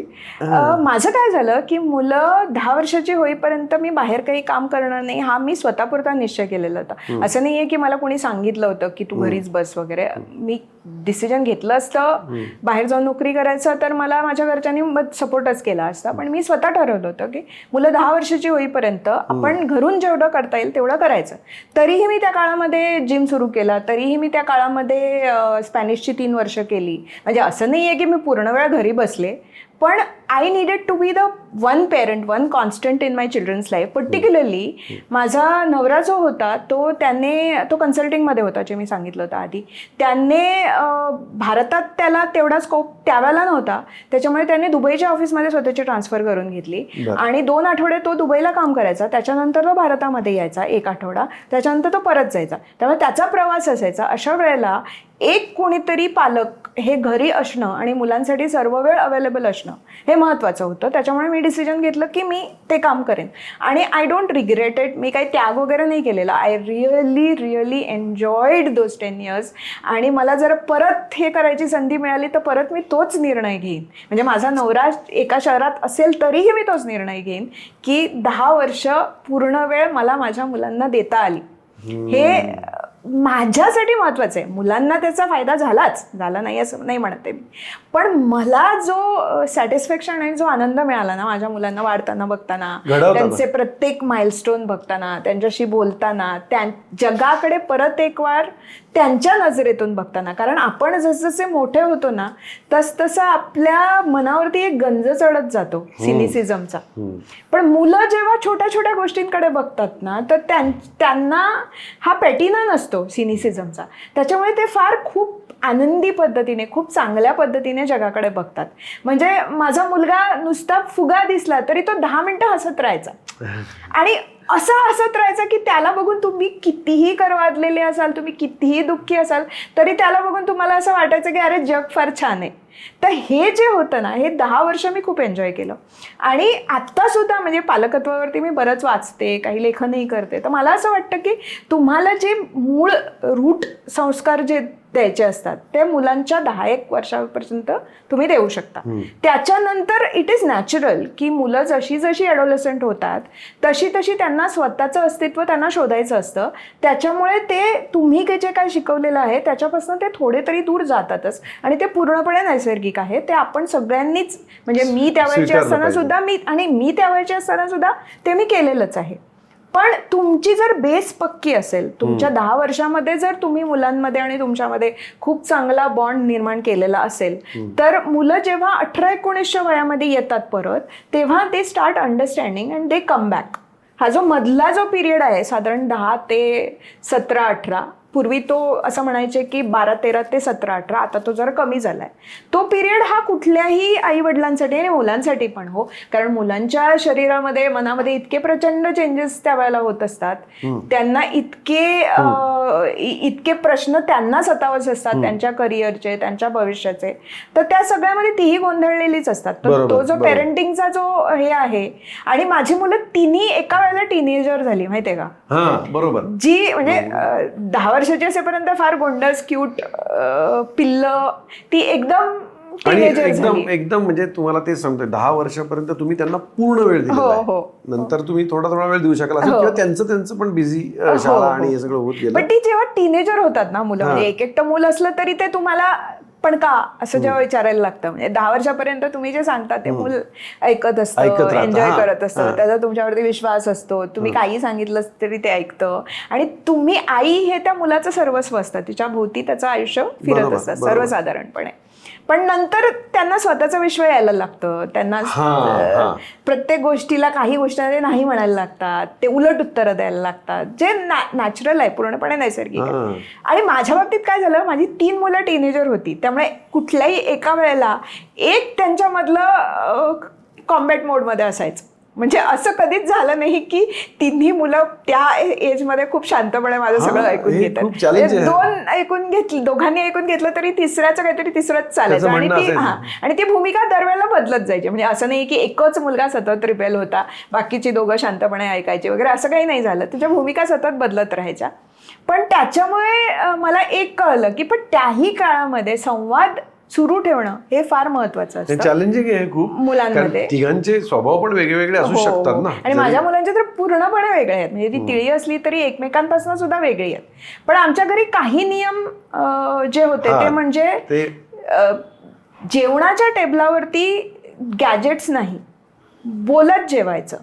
आणि तुम्ही आर्ग्यू करा, तुम्ही भांडण, जे माझ्या घरामध्ये चालायचं, म्हणजे मी लहान असतानाही तेच चालायचं की आमचं जे डायनिंग टेबल होतं ते तिथे मी म्हटलं तसं तिथे रोजच महाभारत असायचं. तर माझ्याही डायनिंग टेबलमध्ये तसंच होतं. पण जे वाद घालायचे, जी भांडणं करायचे, जे बोलायचे ते सगळं एकत्र बोलायचं आणि बोलून दाखवायचं, काही मनात ठेवायचं नाही. आणि त्याच्यानंतर मग चूक झाली, ऑब्व्हियसली चूक होते. मी काही आदर्श श्यामची आई वगैरे नाहीच आहे, नाही व्हायचं पण नाहीये मला. त्याच्यामुळे बऱ्याच वेळेला माझ्या पण चुका व्हायच्या, पण इट इज ओके. फक्त एक हे होतं की मला जेव्हा कळलं की माझी चूक झालेली आहे तेव्हा मुलांची स्पष्टपणे बोलून माफी मागायची त्यांची. आणि मुलंही तीच करायची की त्यांना असं वाटलं की काही बोलून त्यांनी मला दुखावलेलं आहे तर ती दुसऱ्या दिवशी येऊन सॉरी मम्मा म्हणायची. तर तो संवाद जो आहे ना, तो संवाद नेहमीच जागा ठेवला पाहिजे. तरी सुद्धा म्हणजे तुम्ही कितीही घरी संस्कार दिले, कितीही वेळ दिला, कितीही हे सगळं केलं, तरी सुद्धा 100% गॅरंटी नसते की तुमची मुलं मोठं झाल्यावरती म्हणजे they will be good kids. That is partly chance. कारण आत्ता जग इतकं बदललेलं आहे की त्यांच्या हातामध्ये डिव्हाइसेस आहेत. तुम्ही त्यांना कितीही प्रोटेक्ट करायचा प्रयत्न केला तरी पूर्वी कसं होतं, म्हणजे मी जेव्हा ह्या टीनेजमध्ये होते तेव्हा माझा स्पिअर ऑफ इन्फ्लुएन्स काय होता, माझ्या आजूबाजूची एक 4-5 मुलं किंवा माझे शिक्षक किंवा माझ्या शेजारपाजारची मुलं, एवढंच होतं ना मला कॉलेजमध्ये दिसणारे. त्यामुळे मला चारी बाजूनी नुसता जो वेगवेगळ्या इन्फ्लुएन्सचा जो धबधबा माझ्या अंगावरती कोसळतोय हे तेव्हा नव्हतं. त्यामुळे ते पिअर प्रेशर बरोबर वाहवत जाणं हे कमी होतं त्यावेळेला. आत्ता कसं होतंय, आता तुम्ही खूप सांगायचा प्रयत्न केला, खूप संस्कार द्यायचा प्रयत्न केला, तरी त्या मुलाच्या हातामध्ये जो फोन आहे त्या फोनमध्ये त्याला कुठून कोण काय सांगतंय हे तुम्ही सांगूच नाही शकत. आणि कंट्रोल नाहीच आहे आणि कंट्रोल येऊही शकत नाही. बरं, तुम्ही घरी जरी हे केलं तरी मुलं शाळेत जातात, तिथे सगळ्यांकडे डिव्हाइसेस असतात. तुम्हाला एक मजा सांगते, माझी मुलं ज्या शाळेत जायची ना तर त्या शाळेतल्या अनेक पालकांनी त्यांच्या मुलांना वयाच्या 10व्या वर्षापासून फोन दिले होते, स्मार्टफोन्स. तर माझी मुलं दररोज घरी येऊन ह्याच्याकडे फोन आहे, त्याच्याकडे फोन आहे, त्याच्या आईने त्याला फोन घेऊन दिलाय, त्याच्या आजोबांनी त्याला फोन घेऊन दिलाय, असं सांगायचे. म्हणजे डायरेक्ट मागायचे नाहीत पण असं सांगायचे. तेव्हा मी त्यांना शांतपणे सांगायची, हो त्याच्या आजोबांनी दिला, मी देणार नाहीच म्हणजे. आणि माझी इच्छा होती की त्यांना जवळजवळ वयाच्या 16व्या किंवा 17व्या वर्षी फोन द्यायचा. पण दुर्दैवाने मध्ये कोविड आलं आणि त्यांचा सगळा होमवर्क सगळं स्क्रीनवरती गेलं. त्याच्यामुळे मला त्यांना त्यांच्या 15व्या वाढदिवशी, पण तरी 15 वर्षांपर्यंत मी ते पुश केलं, 15व्या वाढदिवशी त्यांना मला फोन घेऊन द्यावे लागले. पण 15 वर्षापर्यंत फोन न दिल्यामुळे हातामध्ये मुलं वाचायला शिकली. आणि आम्ही वाचत होतो. मेन म्हणजे परत की मुलं पालक जे सांगतात ते ऐकत नाहीत, पालक जे करतात तेच करतात. त्यामुळे तुम्ही जर पुस्तकं वाचता, तुम्ही जर रात्री झोपायच्या वेळेला स्क्रीन्स बाहेर ठेवून पुस्तकं वाचता तर मुलं आपोआप तसं करतात. तर ते अजूनही मुलं रात्री आमच्याकडे नियम असतो की 10 वाजता डिव्हाइसेस बाहेर ठेवायचे सगळ्यांनीच, बाहेर बेडरूमच्या बाहेर. आणि म्हणजे त्याच्यानंतर तुम्हाला जागा राहायचंय, जागा राहा, तुम्ही गप्पा मारा आपसामध्ये किंवा पुस्तकं वाचा, काय वाटेल ते करा, पण स्क्रीन नाही 10 वाजल्यानंतर. आणि अजूनही म्हणजे माझी मुलं सुट्टी तिथे काय करतात माहित नाही, कारण त्याच्यावरती माझा कंट्रोल नाही. पण इथे भारतात आली सुट्टीसाठी की 10 वाजता स्वतःहून प्रामाणिकपणे फोन्स बाहेर आणून ठेवतात. तेवढं तरी मी पेरेंटिंग कॅपिटल कमावलेलं आहे. 3 मुलांचं संगोपन आणि हे संगोपन करता करता स्वतःची एक वैचारिक ओळख पण तुम्ही जपली आहे ओव्हर द पिरियड्स, अनेक वर्ष जपली आहे. हे सगळं बॅलन्सिंग तुम्ही कसं केलं? त्याच्यासाठी ना तुमची स्वतःची वैचारिक मशागत मुळात पक्की असावी लागते, जी माझी होती. जे म्हटलं तसं मी एका खूप सुसंस्कृत, खूप चांगलं वाचन करणाऱ्या घरामध्ये माझ्या सुदैवाने जन्माला आले. आणि आमच्यावरती तशी तू गप्प बस, तुला काय कळतंय अशी बंधनं कधीच नव्हती.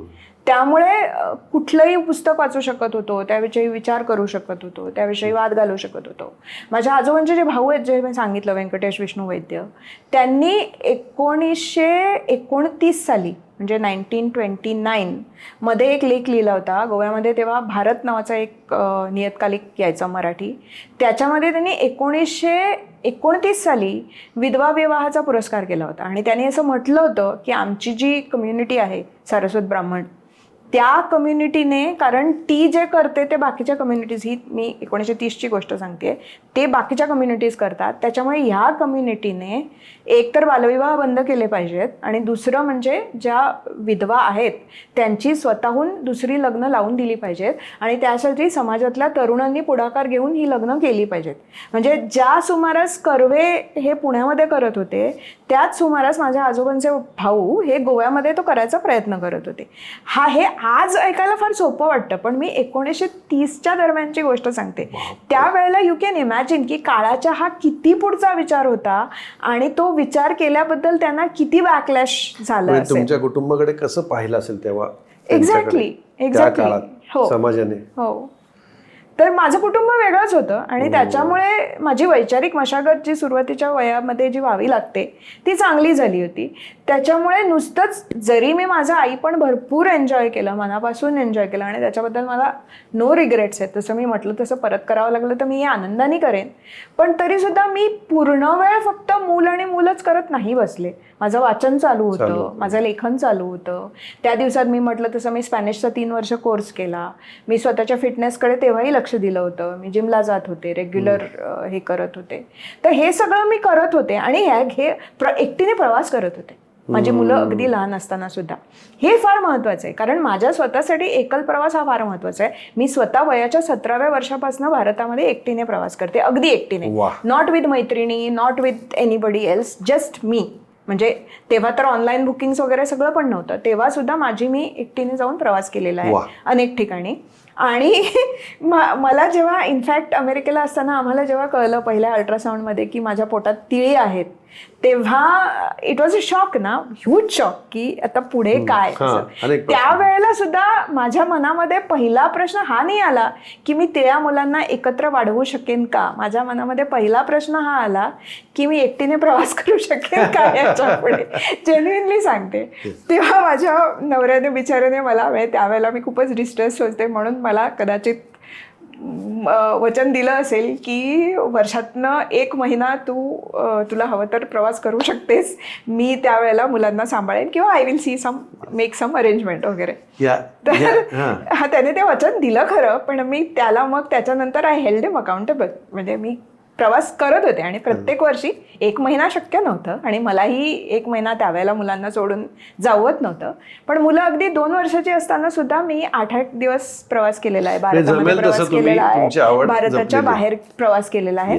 मी मुलांना घेऊन खूप प्रवास केलेला आहे, हेही मला सांगायचं आहे. म्हणजे माझी मुलं, आम्ही जेव्हा भारतात आलो, भारताच्या आधी अमेरिकेत असताना पण केलेलं आहे, पण भारतात आल्यानंतर 10 महिन्याची माझी मुलं असताना त्याच्यानंतर आम्ही त्यांना, माझ्या भावाची तेव्हा इंडिगो गाडी होती छोटी, त्या इंडिगो गाडीमध्ये माझा भाऊ, माझी वहिनी, मी, आमचा कुत्रा, माझी आई आणि 3 मुलं असे आम्ही पुण्यातनं गोव्याला अनेक वेळेला गेलोय. आणि त्या रस्त्यावरचे जे सगळे रेस्टॉरंट होते ते आम्हाला ओळखायचे, कारण एवढा मोठा लवाजमा घेऊन दुसरं कोण येणार ना, मिरवणूकच होती ती. तर 3-3 महिने आम्ही आलो की त्यांना सगळ्यांना, वेटर सकट सगळ्यांना आम्ही आठवायचो आणि ते म्हणायचे, अरे ह्या वेळेला तुम्हाला 4 महिने लागले किंवा 5 महिने लागले जायला वगैरे. आणि जेव्हा मी मुलांना घेऊन प्रवास करायचे ना, तेव्हा मी फक्त आणि फक्त पाणी बरोबर घेऊन जायचे. बाकी अगदी जेव्हापासून मुलं सॉलिड खायला लागली तेव्हापासून मी त्यांना, म्हणजे हे रॅडिकल वाटेल बऱ्याच लोकांना, मी बाहेरचं त्यांना व्यवस्थित खायला घातलेलं आहे हॉटेलमध्ये.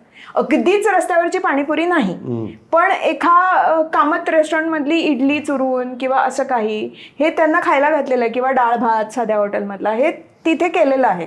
म्हणजे आया खूप, आत्ता मी बघते ज्या नवीन आया असतात त्या सगळं त्यांच्या डायपर बॅगमध्ये विश्व सामावलेलं असतं. म्हणजे डायपर आणि हे तर सगळं असतंच, पण त्याच्याबरोबर मुलांच्या फीड, त्यांचा भात, त्यांचा दही भात वगैरे सगळं. आणि हे मी अगदी तान्ह्या मुलांचं मी समजूच शकते, जी मुलं अंगावरचे किंवा सॉलिड खात नाहीत तोपर्यंत मी समजूच शकते. पण जेव्हा मूल तुमचं सॉलिड खायला लागतं, म्हणजे साधारण 1 वर्षाचं असेल, तेव्हा तुम्हाला सगळं बरोबर घेऊन जायची गरज नाही. पाण्याची गरज आहे, कारण आपल्याकडे पाणी प्रत्येक वेळेला शुद्ध मिळेलच अशी खात्री नाही. त्यामुळे पाणी प्रत्येकाने बरोबर घेऊन जायलाच पाहिजे. पण साधारण चांगल्या हॉटेलमध्ये तुम्ही जर ब्लँड जेवण जर मुलांना दिलं तर एक तर त्याच्यामुळे मुलांची इम्युनिटी खूप वाढते, प्रचंड वाढते. बरोबर. आणि हे अगदी म्हणजे मी बघितलेलं आहे माझ्या मुलांच्या बाबतीमध्ये. माझी मुलं 9 वर्षाची असताना मी मुलांना घेऊन एकटीने, म्हणजे मी आणि फक्त 3 मुलं, आम्ही 3 आठवड्यांच्या हिमाचलच्या टूरवरती गेलो होतो. त्याच्यावरती मी लिहिलं पण होतं की ती प्रवास तिळ्यांसोबतचा असा. आणि तेव्हा आम्ही, विश्वास बसणार नाही तुमचा, पण कुठेच बुकिंग केलं नव्हतं, फक्त गाडी बुक केली होती. आणि गाडीवाला माझ्या ओळखीचा होता, कारण त्याच्याबरोबर मी एकटीने फिरलेली होते, त्यामुळे त्याच्यावरती माझा विश्वास होता. आणि तो आम्हाला चंदीगड स्टेशनला आम्हाला घ्यायला आला. आणि त्याच्यानंतर आम्ही लिटरली की मॅप बघून, हां आज आपल्याला इथे जायचं, आपण इथे जाऊया, मग इथे काहीतरी शोधूया राहायला, असं करत करत आम्ही ते 3 आठवडे काढले. म्हणजे कुठलाही प्लॅन नसताना तिथे आम्ही राहिलो. पण कधी मोनॅस्ट्रीच्या गेस्ट हाऊसमध्ये राहिलो, कधी मंदिराच्या धर्मशाळेमध्ये राहिलो, कधी शाळेच्या आवारात राहिलो 1 रात्र, कधी जिथे जिथे हॉटेल्स आहेत तिथे तिथे हॉटेलमध्ये राहिलो, कधी तिथल्या फॉरेस्ट गेस्ट हाऊसमध्ये राहिलो मुलांना घेऊन. मी आणि मुलं आणि माझा नवरा, हे सगळं म्हणजे ते अवाक होऊन, त्याला नव्हती सुट्टी तेव्हा 3 आठवडे. पण ही ऑल्सो अंडरस्टूड की हे मला करायचं आहे. आणि त्यालाही इतकं माहिती होतं की बायको आपली अगदीच इतकी पण मूर्ख नाही आहे की मुलांना म्हणजे तुमचा एक बिनधास्त स्वभाव आहे आणि रिस्क घ्यायची तुमची तयारी आहे. आणि त्याचबरोबरीने मुलांची काळजी पण त्याच्यातल्या त्यात बेस्ट कशी घेता येईल ती तुम्ही घेण्याचा प्रयत्न केला. ह्या तुमच्या ह्या प्रवासातली एक मजा सांगते. मी जेव्हा प्रवास करते ना तेव्हा मला तिथल्या लोकल लोकांशी बोलायला, तिथल्या लोकल जेवण जेवायला, तिथले सगळे जे लोकल अनुभव आहेत ते घ्यायला मनापासून आवडतं. तर मी जनरली कुणाशीही बोलत होते, माझी मुलंही बघत होती. आता शहरी आयुष्यामध्ये, आणि मीही सांगितलेलं आहे की don't talk to a stranger, don't accept anything that a stranger gives. हे अनोळखी माणसाकडनं काही घ्यायचं नाही, अनोळखी माणसांची बोलायचं नाही. आणि ते गरजेचंही आहे, आजच्या काळात तर अत्यंत गरजेचं आहे. हे सगळं मी सांगत होतेच. पण मी हिमाचलला गेल्यानंतर मी लिटरली तिथे कोण येईल त्याच्याशी बोलत होते.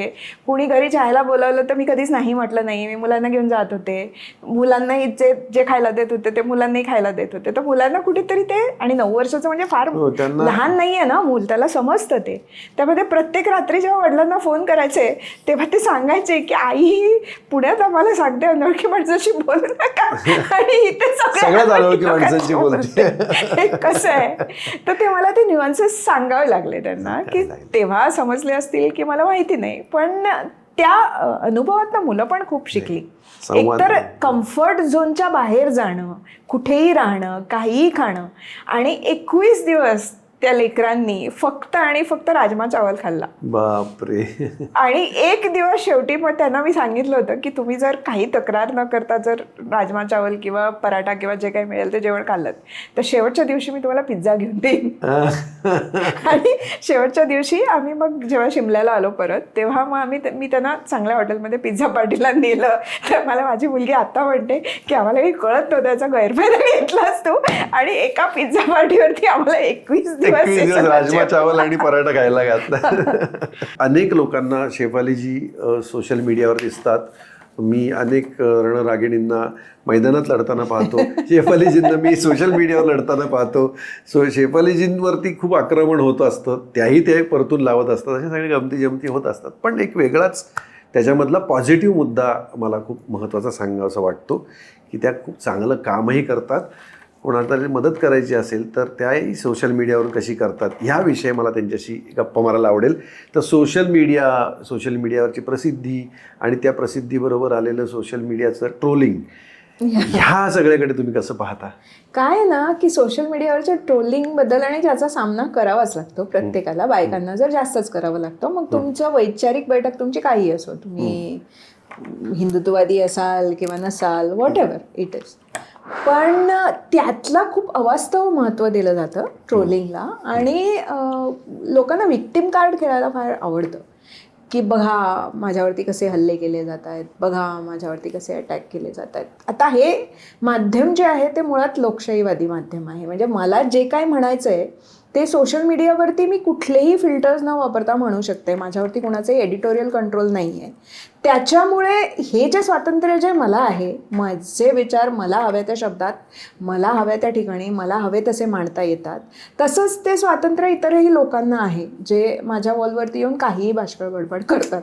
आणि असे बरेच लोक आहेत माझ्यावरती येणारे. काही लोकांनी फेक आयडी केलेस फक्त आणि फक्त माझ्यावरती टीका करण्यासाठी, आणि प्रोफाईल्स केलेली, आणि प्रोफाईल काही महिने चालवलेली आहे. त्या प्रोफाईलचा एकमेव उद्देश हाच असतो की शेफाली वैद्य यांना टार्गेट करायचं. पण हे मी, आणि हे म्हणजे लोकांच्या डोळ्याला डोळा भिडवून मी सांगू शकते, मी आजपर्यंत कधीही विक्टिम कार्ड प्ले केलेलं नाही आहे. इथे येणं, मला हवं ते माझ्या शब्दात लिहिणं हा माझा निर्णय आहे. मला कोणी सांगितलेलं नाही. तुमचा अधिकार आहे, अधिकारही आहे आणि माझा निर्णय आहे तो. म्हणजे मला हे अशाच स्वरूपात लिहायचं आहे हा माझा निर्णय आहे. त्यामुळे त्याच्यावरती जर माझ्यावरती टीका झाली तर जिथे ॲक्शन घ्यायची तिथे मी घेतलेली आहेत. जिथे मला प्रत्यक्ष धमक्या आल्या, जिथे मला माझ्या मुलांना धमक्या आल्या, मला बलात्काराची धमकी आली, तेव्हा मी पोलिसांमध्ये जाऊन तक्रार केलेली आहे, लोकांना जेलमध्ये पाठवलेलं आहे. पण प्रत्येक वेळेला मला सोबतीची खात्री द्या हो असं म्हणत मी कधी रडत बसलेली नाही आहे. मला जे सांगायचं ते मी स्पष्टपणे सांगते. अगदीच लोक जे फेक आय डीमध्ये येतात आणि अगदीच मूर्खासारखं काहीतरी बोलतात त्यांना त्याच शब्दात मी उत्तरं देते. आणि अगदीच मला शेवटी उत्तर द्यायचा पण कंटाळा आला असेल तेव्हा मी एकतर अनुल्लेखाने मारते किंवा मी ब्लॉक करते लोकांना. पण हे असं आहे. पण त्याही पेक्षा, म्हणजे ट्रोलिंग आहेच आहे, ते सगळ्यांनाच आहे, पण त्याच्याबद्दल मला बोलायचं नाही आहे. पण त्या ट्रोलिंगच्याही पलीकडे सोशल मीडियावरती सकारात्मक असं खूप काही घडू शकतं. तुम्ही तसं केलं तर, आणि तुम्ही त्याचा तसा उपयोग केला तर. मला हे आज त्याच्याबद्दल जास्त बोलायचं. ट्रोलिंगबद्दल काय सगळेच बोलतात, सगळेच रडके लोक फार येतो आपल्या जगामध्ये जे सतत तक्रारी करत असतात. सोशल मीडियाचा वापर आणि आत्तापर्यंत माझं जे फॉलोईंग जे तुम्ही म्हणालात ते जवळजवळ सगळी माध्यमं मिळून, म्हणजे ट्विटर, फेसबुक आणि इंस्टाग्राम मिळून जवळजवळ आज 13 ते 15 लाखांच्या आसपास आहे. म्हणजे कमी जास्त होत असतं. बापरे, वा. आणि त्याच्यामुळे माझे जे रीडरशिप फिगर्स आहेत ते गेल्या फक्त एका महिन्यामध्ये माझे क्युम्युलेटिव्ह रीडरशिप फिगर्स तिन्ही मीडियममधले हे 15 मिलियन आहेत, म्हणजे 1.5 कोटी. बापरे. आता तुम्ही असं म्हणाल की फेसबुक अल्गोरिथममध्ये एकच पोस्ट अनेक लोकांनी बघितली तर ते अनेक व्ह्यूज हे ग्राह्य धरले जातात, मान्य आहे मला. ठीक आहे, आपण धरू की अर्धे लोक त्याच्यातले रिपीट आहेत. तरीसुद्धा जेव्हा मी म्हणते 15 मिलियन तेव्हा कमीत कमी 7-8 लाख तरी लोकांनी माझे विचार वाचले असतील. पण लोक फक्त विचार वाचून थांबत नाहीत, आणि हे मला जास्त अधोरेखित करायचं आहे. ज्या वेळेला मी लोकांकडनं, माझ्या फॉलोअर्सकडनं प्रत्यक्ष कृतीची अपेक्षा केलेली आहे त्या वेळेला त्यांनी मला भरभरून प्रतिसाद दिलेला आहे. म्हणजे नक्की कसं? म्हणजे फॉर एक्झाम्पल मी बऱ्याच वेळेला फंडरेजर्स आयोजित करते. म्हणजे कोविड काळामध्ये जेव्हा विवर्स, हातमाग क्षेत्रातही मी काम करते, तर जे हातमागाचे विणकर होते देशभरातले, तर त्यांना तेव्हा मार्केट नव्हतं, कारण कोणी त्यांचे कपडेच विकत घेत नव्हतं, एक्झिबिशन्स नव्हती, दुकानं बंद होती, त्यामुळे त्यांच्याकडे स्टॉक साठलेला होता, कारण काम तर त्यांना करावंच लागत होतं. तर ते कसे विकायचं त्याच्यासाठी काही लोकांनी मला विचारलं, ट्विटरवरती अप्रोच केलं, ज्यांच्याकडनं मी आधी घेतलेलं होतं. तेव्हा मग मी सोशल मीडियावरती कॅम्पेन चालवली, त्यांच्याकडनं फोटो घेतले की त्यांच्याकडे ज्या साड्या विकायच्या आहेत, आणि डायरेक्ट त्या व्ह्युअरचे नंबर टाकले की तुम्हाला घ्यायचं असेल तर ह्यांना कॉन्टॅक्ट करा, हे त्यांचे प्रॉडक्ट्स आहेत आणि ह्यांना मदत करा, आणि तुम्हाला घ्यायचं असेल तर घ्या. त्याच्यामुळे कन्झ्युमर आणि व्ह्युअर यांच्यामधला जो दुवा असण्याचं जे काम असतं ते मी केलं. त्याला खूप प्रतिसाद मिळाला. म्हणजे एक बावनबुटी नावाच्या प्रकारच्या साड्या विकणारे नेपुरा नावाच्या गावचे, म्हणजे बिहार जवळचे विणकर आहेत, पटण्याजवळचे, तर त्यांनी मला खूप आनंदाने 2 दिवसांनी फोन करून सांगितलं की 2 दिवसामध्ये माझा सगळा जो स्टॉक होता 150 गाड्यांचा तो संपला. जवळजवळ माझा 5 लाखाचा टर्नओव्हर झाला फक्त तुमच्या एका सोशल मीडिया पोस्टमुळे. आणि इतका प्रतिसाद तर मला सरकारी एक्झिबिशन्समध्ये पण मिळत नाही, हे त्याने मला सांगितलेलं आहे. त्यामुळे ती माझ्यासाठी खूप मोठी पावती होती. बरं, त्याच्यानंतर जेव्हा पालघरची खूप ती दुर्दैवी घटना झाली मॉब लिंचिंगची, तेव्हा ते जे साधू होते त्यांना तर कुटुंब नव्हती, पण तो ड्रायव्हर जो बिचारा हकनाक मारला गेला त्याच्यामध्ये त्याचं कुटुंब होतं, त्याला 2 मुली होत्या.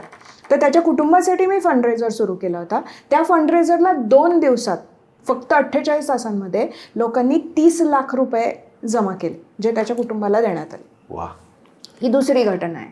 तसं त्याच्यानंतर जेव्हा सावरकर, वीर सावरकर हा चित्रपट लागला, मग जो संभाजी महाराजांवरचा मृत्युंजय नावाचा जो चित्रपट होता तो चित्रपट लागला, काश्मीर फाईल्स हा चित्रपट लागला, तेव्हा मला असं वाटलं की हे चित्रपट तरुण मुलांनी जास्तीत जास्त बघावेत.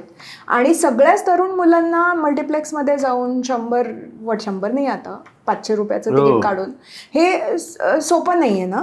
तर मग मी काही जे लोक माझ्या ओळखीचे आहेत जे संस्था चालवतात, स्वरूपवर्धिनी सारख्या संस्था किंवा पुण्यातल्या काही शाळा, ज्या शाळांमध्ये वस्त्यांमधली मुलं येतात, तर त्या मुलांना, मोठ्या वयाच्या मुलांना अर्थात, कारण हे सगळे ॲडल्ट्सवाले पिक्चर होते, तर त्या मुलांना चित्रपट दाखवण्यासाठी तिकीटं स्पॉन्सर करण्यासाठी मी सुरू केलं होतं की मी 100 तिकीटं देऊ शकते. खरं तर हे असं सुरू झालं होतं, म्हणजे मला असा फंडरेजर वगैरे चालवायचा इश्यू नव्हता. पण जेव्हा मी हे टाकलं तेव्हा मला इतक्या लोकांचा प्रतिसाद आला की आम्हाला पण द्यायचेत. असं करून कोणी 100 तिकीटं स्पॉन्सर केली, कोणी 500 तिकीटं स्पॉन्सर केली, कोणी 10 तिकीटं स्पॉन्सर केली, कोणी 1 तिकीट स्पॉन्सर केलं, डझंट मॅटर. पण अशा लोकांनी फुलाची पाकळी अशा दिलेल्या मदतीमुळे आजपर्यंत मला वाटतं हे तिन्ही पिक्चर्स मिळून मी कमीत कमी 10,000 तरी मुलांना हे चित्रपट दाखवले असतील. फक्त पुण्यात नाही, पुण्यात दाखवले, दिल्लीत दाखवले, बँगलोरमध्ये दाखवले, केरळमध्ये दाखवले. ते त्या ठिकाणी अरेंज करणारी लोक होती, गोव्यात दाखवले.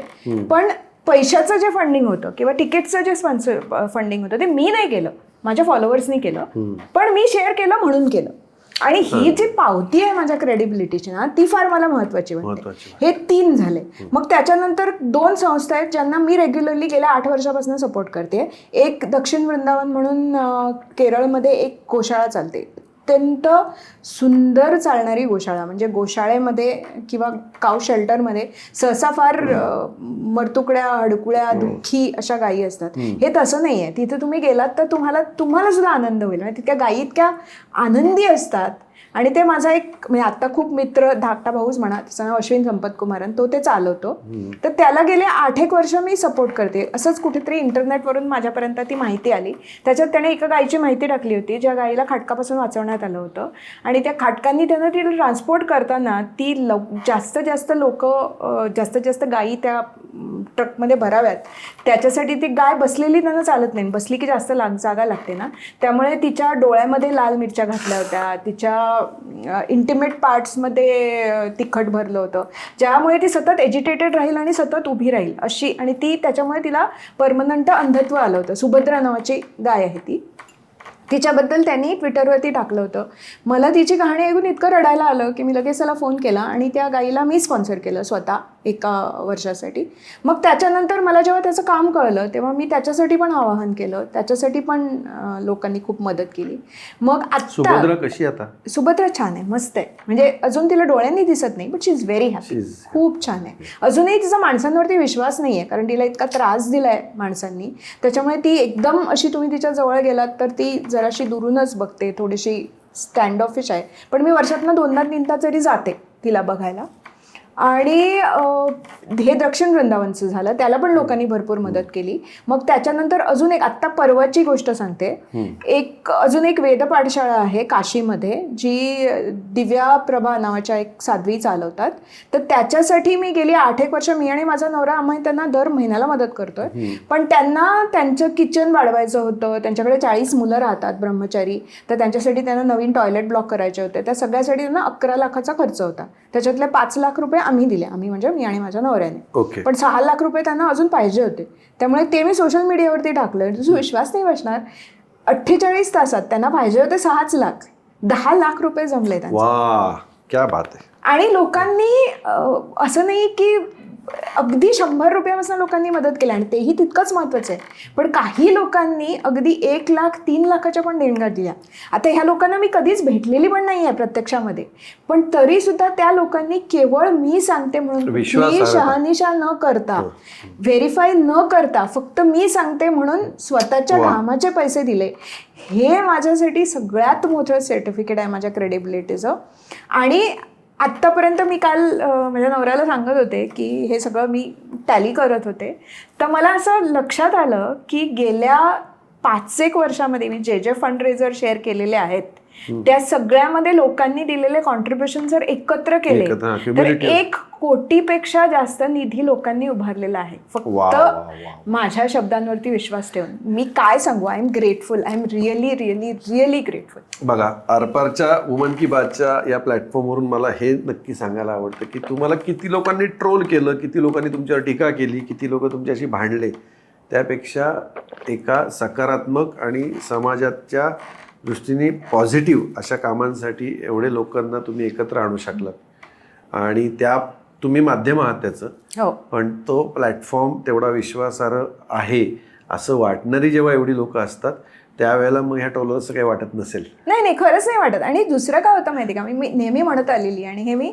अनेकदा लिहिलेलं आहे की माझी भूमिका, मला असं वाटतं आणि ती देवानीच माझ्यावरती थोपवलेली भूमिका आहे म्हणू आपण, की माझी भूमिका ही काडेपेटीची भूमिका आहे. कशी तर दिवा कुणाचा तरी असतो, त्याच्यामध्ये तेल कुणाचं तरी असतं, त्याची वात तिसऱ्या कुणाची तरी असते, पण ती वात, तेल आणि दिवा ह्यांना एकत्र आणून ती ज्योत पेटवायची असेल तर एक काड्याची पेटी लागते, तेवढं घर्षण लागतं. तर तो जो कॅटलिस्टचा जो रोल आहे, काडेपेटीचा रोल आहे, तो माझा रोल आहे. आणि हे जेव्हा जेव्हा असं काही घडलेलं आहे तेव्हा तेव्हा हे सांगितलेलं. एक छोटीशी आठवण सांगते. मी, माझी एक टेलर आहे भुगावला, तर तिथे तिच्याकडे गेले होते. तर तिच्या ऑपोजिट एक डॉक्टरचं दुकान आहे, तर तिच्या दुकानामध्ये एक दुपट्यावरती एक छोटं बाळ होतं, अतिशय कृश आणि अशक्त दिसणारा बाळ, आणि त्याला ती क्लेफ्ट लिप होती, म्हणजे ओठ दुबंगलेला असतो ना वरचा, असं ते बाळ होतं. आणि त्याच्यामुळे त्याला, मला नंतर कळलं की ते बाळ जवळजवळ 8 महिन्याचं होतं. मला असं वाटलं की ते बाळ 1 महिन्याचं वगैरे असेल. ते इतकं मालनरेस्ट होतं कारण त्याला दूधच पिता येत नव्हतं. आणि माझी टेलर म्हणाली की त्याची आई कुठेतरी कामाला गेली आहे आणि ते मूल रडत होतं म्हणून त्याला दुसरीकडे कुठे जागा नव्हती, म्हणून मी त्याला माझ्या दुकानात ठेवलं. नाही तर तिचा पण चांगुलपणा आहे. तर तेव्हाची ती मुलगी मला दिसली तेव्हा मला आठवलं की माझा एक मित्र आहे, तो प्लास्टिक सर्जन आहे आणि तो अशा सर्जरी फ्री करतो. तो असतो आग्र्याला. त्यामुळे मी त्याला फोन लावला आणि त्याला सांगितलं की पुण्यामध्ये अशी काही व्यवस्था आहे का. आणि ते मुलीचे आई वडील जे होते ते वडील वॉचमन होते, आई घरकाम करणारी होती, त्यामुळे त्यांच्याकडे अशी परिस्थिती नव्हती, सांपत्तिक परिस्थिती नव्हती सर्जरी करण्याची. तर माझ्या त्या मित्राने सगळी हे काढून पुण्यामध्ये 2 हॉस्पिटल्स आहेत आणि स्माईल ट्रेन जी संस्था हे काम करते त्यांचे मला नंबर दिले. मग त्याच्यानंतर मी त्यांना फोन केला, मग त्याच्यानंतर मी सगळी माहिती काढली आणि मग त्या मुलीच्या आईवडिलांनी ती माहिती दिली. आणि ते मुलीचे आईवडील, मीच त्यांना हॉस्पिटलला फोन केला, तिचे मुलीच्या आईवडीला प्राथमिक बोलणी मी केली, अपॉइंटमेंट घेतली. त्याच्यानंतर ती आईवडील तिथे गेले त्या मुलीला घेऊन, तिची सर्जरी झाली. आणि जवळजवळ मग नंतर मला एक 6 महिन्यांनी त्या वडिलांचा फोन आला. नंबर माझ्याकडे नव्हता त्यांचा, त्यामुळे अनोळखी नंबर होता आणि बिहारी ॲक्सेंटमध्ये तो माणूस बोलत होता. तो म्हणाला की आपकी वजह से मेरी बेटी का ऑपरेशन हुआ. म्हटलं ह्याच्यामध्ये मी खरंच काय केलेलं नाही आहे, मी फक्त माझा शब्द खर्च केलेला आहे. माहिती मला माझ्या मित्रांनी दिली, मी फक्त त्यांच्याशी बोलले आणि योग्य, म्हणजे मी जसं म्हटलं तसं दिवा, वात आणि तेल या सगळ्यांना एकत्र कनेक्ट करून दिलं. आणि त्याच्यामध्ये माझी भूमिका ही काडेपेटीची होती. पण अशा छोट्या छोट्या गोष्टी आहेत ज्या खूप आहेत, पण ज्या मी अनेकली सांगू शकते. तुमच्यासाठी ती छोटी गोष्ट आहे, पण त्या एक बाळ, ती मुलगी जेव्हा तिचं पूर्ण आयुष्य पुढे जाईल, तिचं कधीतरी लग्न होईल आणि तिचं पूर्ण आयुष्य उभं राहील, पण ही एक कृती तिच्या आयुष्य आणि त्या कुटुंबाचं आयुष्य पूर्ण बदलणारी ठरते. अशी मला ही बाजू सोशल मीडियावरची तुमची खूप जास्त भावती आहे आणि ती आमच्या आरपारच्या या माध्यमातून लोकांपर्यंत पोहोचावी एवढीच माझी भूमिका आहे. नाहीतर एक आपल्याला काय सतत एक इमेज होते ना की काहीतरी चालू आहे बाबा, ह्यांचं कोणाशी तरी पटत नाहीये, त्या लोकांबद्दलचं तुमचं काहीतरी मत आहे, त्या लोकांना तुमच्याबद्दलचं काहीतरी मत आहे. त्यापेक्षा मला ती मुलगी जोडीतली खूप जास्त भावतीये. काय ना विनोद, मी आपणहून स्वतःशी कुणाशी सहसा पंगे घ्यायला जात नाही, मला वेळच नसतो तसा. पण कोणी घेतला माझ्याशी तर माझा स्वभाव असा आहे मग मी ते संपवल्याशिवाय, if you start the fight I will be the one to end it. पण तोपर्यंत मी नाही सोडणार, नाहीच सोडू शकत. हा स्वभाव आहे आणि that is okay. I have accepted that is what it is. मी आहे ते मला आता लक्षात आलं, कारण तुम्ही ज्यांची मुलगी आहात ते बाबा काय पद्धतीनं लढत होते ते जीन्स मध्ये येतं ना. हो हो, नक्कीच येतं. आणि त्याला परत वैचारिक बैठक असते, नक्कीच येतं. मग आपल्याला आता तलवार नाही तर शब्द आहेत. हो, अर्थातच शब्द आहेत. आणि बऱ्याच वेळेला माझ्या कॉमेंटमध्ये असे कॉमेंट असतात की तुमची ना ललित साहित्य लिहिणारी बाजू आम्हाला खूप आवडते, तुम्ही ना साड्यांबद्दल जे लिहिता किंवा इतर गोष्टींबद्दल लिहिता ते फार आवडतं, पण तुम्ही राजकारणाबद्दल जे लिहिता ते आम्हाला अजिबात आवडत नाही वगैरे वगैरे. तर मी त्यांना म्हणते ठीक आहे ना, नको आवडू दे ना, ह्या दोन्ही माझ्या व्यक्तित्वाचा भाग आहेत. तुम्हाला काय हवं ते तुम्ही चूज करू शकता. मी असं कधीच म्हटलेलं नाहीये की तुम्ही सर्व काळ माझ्या सर्व गोष्टींना तुम्ही होच म्हणावं. तशी माझी कुणाकडनंच अपेक्षा नाही, तशी माझी स्वतःकडनं पण अपेक्षा नाही की मी स्वतः सुद्धा कधी कधी मी आधी जे लिहिलेलं होतं त्याच्यावर विचार बदलूच शकते ना आता. म्हणजे सर्व वेळेला सर्व काळ तुम्ही कोणी तुमच्याशी अग्री करावं ही चुकीचीच अपेक्षा आहे. पण म्हणून तुम्ही मला हे नका सांगू ना की तुम्ही अमुकच लिहा, तुम्ही तमुकच लिहा. पहिली गोष्ट म्हणजे मी जे लिहिते ते मी माझा वेळ, माझा पैसा, माझी बुद्धी खर्च करून लिहिते. मला लष्करच्या भाकऱ्या भाजण्याची हौस आहे म्हणून लिहिते. तुम्हाला आवडत असेल तर वाचा, नसेल आवडत तर नका वाचू, मला काय फरक पडतो तसाही. काही लोक तसे माझ्या फेसबुकवरती येऊन तुम्ही लिहिलेलं आम्हाला हे अजिबात पटलं नाही, मी आता तुम्हाला अनफॉलो करतोय. म्हटलं कर की बाबा, हे काय एअरपोर्ट आहे का तुझ्या अरायव्हल आणि डिपार्चरची अनाउन्समेंट करायला? तुम्ही जायचं तर जा ना, मला काय फरक पडतो तसाही. असतात लोकांना ठीक आहे, पण असं आहे की ते सोशल मीडिया हा आता असं झालंय की ते तुमच्या समोर येतं. आता त्या म्हणतात तसं बरोबर आहे, तुमचा चॉईस आहे की तुम्ही ते वाचायचंय, पाहायचंय, फॉलो करायचंय, अनफॉलो करायचं. अनफॉलो केलं तर तुम्हाला ते वाचणं दिसणारच नाही ना, त्यापेक्षा मग तुमचा बीपी खालीवर व्हायलाच नको. एक्झॅक्टली. बरं, दुसरी गोष्ट, माझी तुमच्याकडून ही अपेक्षा नव्हती, ठीक आहे, नसेलही, पण तुझ्या अपेक्षा पूर्ण करायला मला त्या बनवा बनवी पिक्चर मधला तो डायलॉग आठवतो की तुम्ही काय माझे काका आहात की मामा. त्या सुधीर जोशींना हे अशोक सराफ जे सांगत होते ते मी आहे माझ्याकडे, माहितीये का, ती बऱ्याच वेळेला मी चिकटवते तिथे. असं कोणीतरी म्हटलं ना की माझी तुमच्याकडनं ही अपेक्षा नव्हती, तर तुमची अपेक्षा पूर्ण करायला खाली अशोक सराफचं ते मी. तुम्ही शेफाली वैद्य म्हणलं ना की माझ्याही काही मित्रांमध्ये वगैरे अशा कधी कधी आपण भेटायच्या आधीची गोष्ट, शेफाली, अरे त्या शेफाली वैद्य म्हणजे ते नाही, अरे डेंजर बाबा, ते नाही का, नो बिंदी नो बिझनेस. तुमचे काही इंटरव्ह्यूज मी पाहण्यात आले, त्याच्यामध्ये पण अर्थात जुनं झालंय ते आता, पण देशात पोचलं तो, म्हणजे नो बिंदी नो बिझनेस, किंवा लेन्सकार्ट सारख्या कंपनीला देखील दखल घ्यावी लागली. तर ह्या गोष्टी प्रामुख्याने समोर येतात. आज तर खूप जास्त आलेल्या आहेत, पण ह्याचाही उल्लेख आपल्याला केला पाहिजे. काय आहे की नो बिंदी नो बिझनेस जी चळवळ होती ती, त्याच्याबद्दल खूप जाणून बुजून गैरसमज पसरवले जातात की मी असं म्हणतेय की सर्व हिंदू स्त्रियांनी सर्व काळ बिंदी लावलीच पाहिजे किंवा टिळक लावलाच पाहिजे, असं माझं म्हणणं कधीही नव्हतं. माझं म्हणणं हेही नव्हतं की सगळ्या जाहिरातींमध्ये सगळ्या वेळेला सगळ्या बायकांनी बिंदी लावलीच पाहिजे, असंही मी कधीच म्हटलेलं नाही. तुम्ही दाखवून द्या, कधीच म्हटलेलं नाही.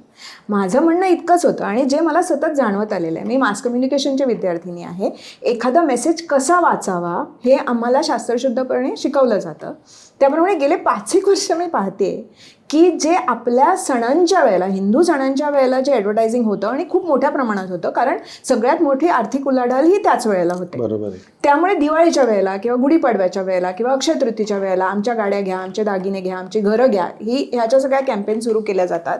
त्या तुम्हाला हे सांगत असतात की अक्षय तृतीय आहे म्हणून सोनं घ्या, दसरा आहे म्हणून घर घ्या, दिवाळी आहे म्हणून साड्या घ्या.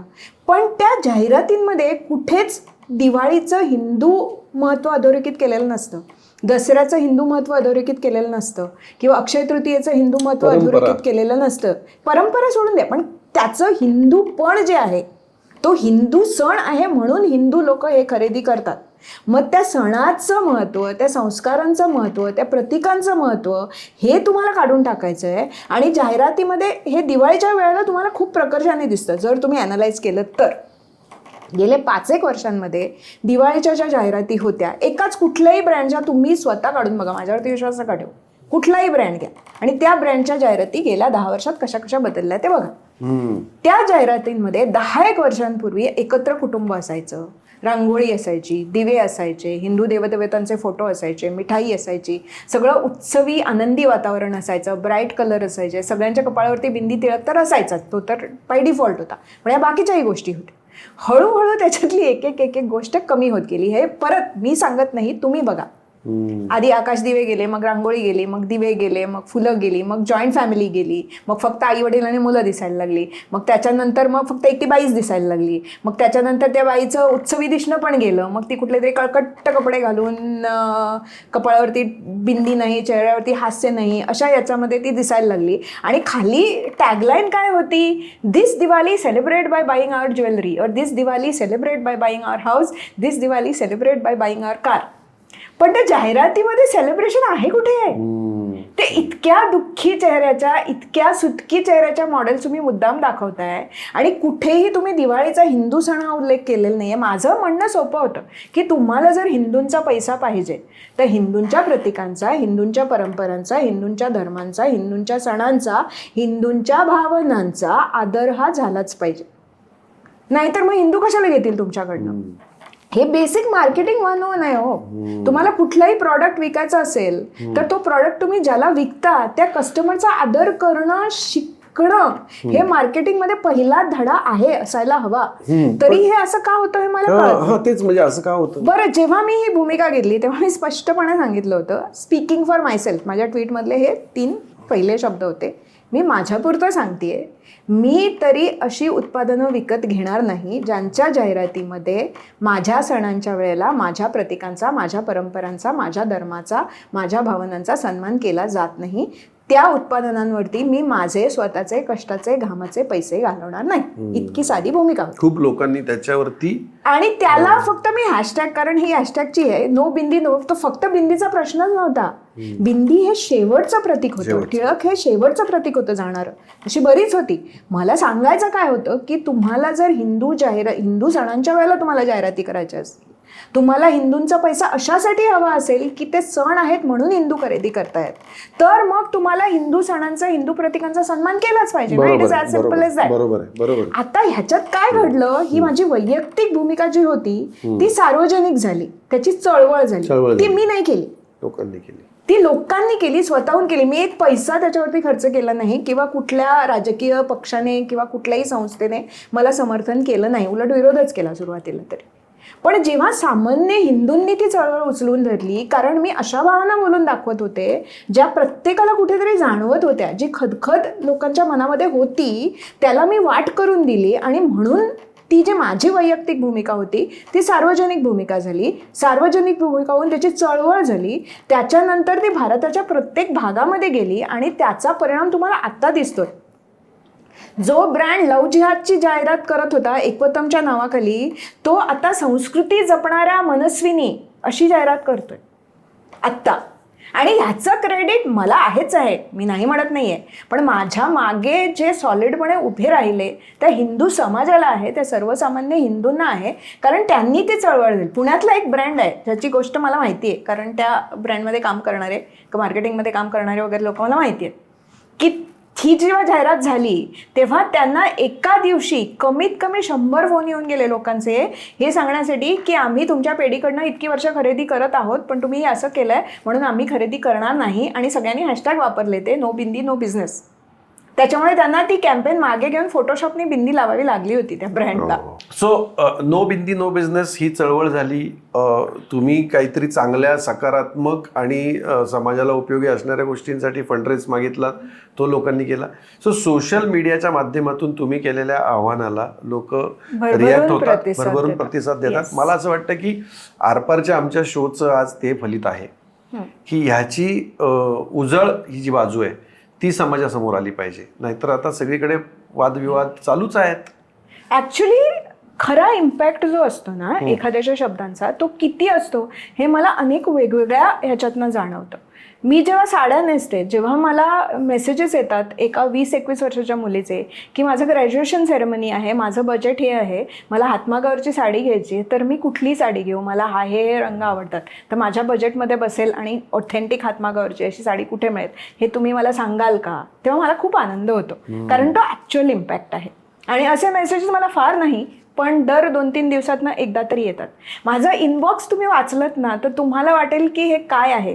मला लोक अनेक गोष्टींमध्ये सल्ला विचारत असतात. मला कधी कधी असं वाटतं की बाकीचं सगळं सोडून ताईचा सल्ला नावाचा सदर चालवावं. शेफाली ताईचा सल्ला. वीरूचे केस खूप छान आहेत, त्याला तुम्ही कुठला शॅम्पू वापरता. माझ्या कुंडीत मी 1 वर्षापूर्वी टोमॅटो लावले होते, त्याला टोमॅटो येत नाही, त्याला फुलं येतात पण टोमॅटो येत नाहीत. त्याला तुम्ही तुमच्या टोमॅटोना काय घालता, कारण मी गार्डनिंग पण करते. तुम्ही फिटनेसची तुमच्या सुरुवात कशी केलीत आणि त्याच्याबद्दल तुम्ही काय काय केलं किंवा तुम्ही दिवसातनं काय काय खाता. साड्या तुम्ही कुठे घेता तर असतं म्हणजे असं असतं की माझा नवरा त्याच्या कामासाठी ओडिशाला जाणार आहे तर त्याला कुठली दुकानं सुचवाल का तुम्ही, तो माझ्यासाठी आत्माच्या साड्या आणेल. दुसरं म्हणजे कधी कधी अशा पण मला मेसेजेस येतात की माझी बायको तुम्हाला फॉलो करते पण ती फार रील्स बघते, तुम्ही तिला जरा सांगाल का तुम्ही जरा रील्स बघू नका. असे पण मला कधी कधी प्रश्न येतात. बट द पॉइंट इज ह्या सगळ्या लोकांना असं वाटतं कुठेतरी, आणि ते मला फार महत्त्वाचं वाटतं की त्यांना जे प्रश्न सतावत आहेत त्या प्रश्नांचं सोल्युशन कुठेतरी माझ्याकडे आहे असा दावा मी कधीच केलेला नाही आहे. पण असं लोकांना वाटतं, अनेक वयाच्या, अनेक सांपत्तिक परिस्थितीतल्या, अनेक भारताच्या अनेक भागामधल्या लोकांना असं वाटतं की ह्या प्रश्नांचं समाधान माझ्याकडे कदाचित असू शकेल. बरोबर. ते मला वाटतं that is the trust capital जे माझ्याकडे आहे. ते असं आहे की पुन्हा तुम्ही जे लिहिता, तुम्ही जे विचार मांडता, तुम्ही जे विचार मांडले त्याच्यावर लोक काय बोलतात. आता मी सगळं सकारात्मक पॉईंट ऑफ व्ह्यूनी बोलतोय. त्यानंतर तुमचं गार्डनिंग असेल, तुमचं ट्रॅव्हलिंग असेल, मंदिरांची तुम्हाला भरपूर आवड आहे, फिरण्याची तुम्हाला आवड आहे, तुमच्या डॉग्सबद्दल तुम्ही सांगितलं, साड्या आणि एक आर्टिस्टिक नजर, ह्या सगळ्या गोष्टी लोकांना हव्या असतात. त्यांना विविध कारणांमुळे त्याला वेळ मिळत नाही, प्रायोरिटीज वेगळ्या असतात. त्या कदाचित तुमच्या माध्यमातून त्यांना ते वाटत असेल म्हणून तुम्हाला ते प्रश्न विचारतायत. तर ह्या सगळ्या गोष्टींमध्ये मग आता किती गोष्टी तुम्ही करताय आणि किती गोष्टींचं तुमच्याकडे भांडार आहे. मला असं वाटतं एक 4-5 एपिसोड होऊ शकतात. एकेका विषयात जर घेतलं तरी एक एपिसोड होऊ शकतो. पण फेमिनिझम किंवा आजची स्त्री हा पण एक सध्या खूप चर्चेचा विषय झाला. बरं, त्याच्याकडे पण बघण्याचे प्रत्येकाचे पॉईंट ऑफ व्ह्यूज वेगवेगळे आहेत. तुमची जशी एक ती चळवळ झाली, तुमचा विचार पटला म्हणून ती चळवळ झाली ना, तसंच फेमिनिझम बद्दल पण प्रत्येकाची मतं वेगवेगळी असतात.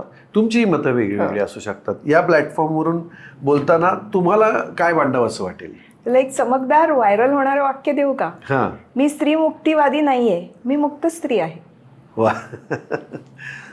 आणि हे मी ठामपणे विश्वासाने सांगते की आजपर्यंत कधी मी बऱ्याच गोष्टी केल्या असतील, काही चुकीच्याही केल्या असतील, पण मी विक्टिम कार्ड आजपर्यंत खेळलेलं नाही कधी. किंवा मी स्त्री आहे हो, माझ्यावरती अन्याय झालेला आहे हो, हे पालुपद मी आयुष्यात कधी गायलेलं नाही आहे. माझ्यावरती अत्यंत खालच्या थराला येऊन अटॅक्स झाले, बलात्काराच्या धमक्या आल्या, माझ्या चारित्र्यावरती शिंतोडे उडवले गेले, तरीसुद्धा मी ही भूमिका कधीच घेतलेली नाही आहे की माझ्यावरती सर्व काळ सर्व लोकांनी अन्याय केलेला नाही केलेला. माझ्या ॲटलिस्ट माझ्या आयुष्यामध्ये, म्हणजे बाकीच्यांच्या आयुष्यामध्ये असेल, I am not claiming to speak for all women. I am speaking only for myself. I am a free woman. मी मुक्तच आहे आणि मला कुणीतरी असं डाऊनट्रोडन वगैरे कधीच केलेलं नाही आहे. किंवा जी तुम्ही सिस्टम वगैरे जी सगळी म्हणतात त्याच्याशी कदाचित मी सुदैवी असेन. I am not denying that. कारण माझं जे सपोर्ट स्ट्रक्चर आहे, म्हणजे माझे वडील, माझे आजोबा, माझी मुलं, माझा नवरा, माझे भाऊ, हे माझ्या आसपास उभं राहणारं जे भक्कम माझ्या मागे उभं राहणारं जे नेटवर्क आहे, त्याच्यामध्ये बायका आहेत पण त्याच्यामध्ये पुरुषही तितकेच आहेत. आणि त्याच्यामुळे मी असं नाही म्हणू शकत की सर्व पुरुष सर्व काळ सर्व स्त्रियांवरती अन्याय करायलाच बसलेले आहेत. हे माझ्या स्वतःच्या अनुभवावरनं नाही आहे ना खरं. मग मी ही भूमिका कशी घेऊ? आणि माझा तथाकथित जे स्त्रीवादी जे लोक जो विचार मांडतात त्या विचाराबद्दल माझा आक्षेप हाच आहे की सतत विक्टिम कार्ड खेळणं आता बंद करा.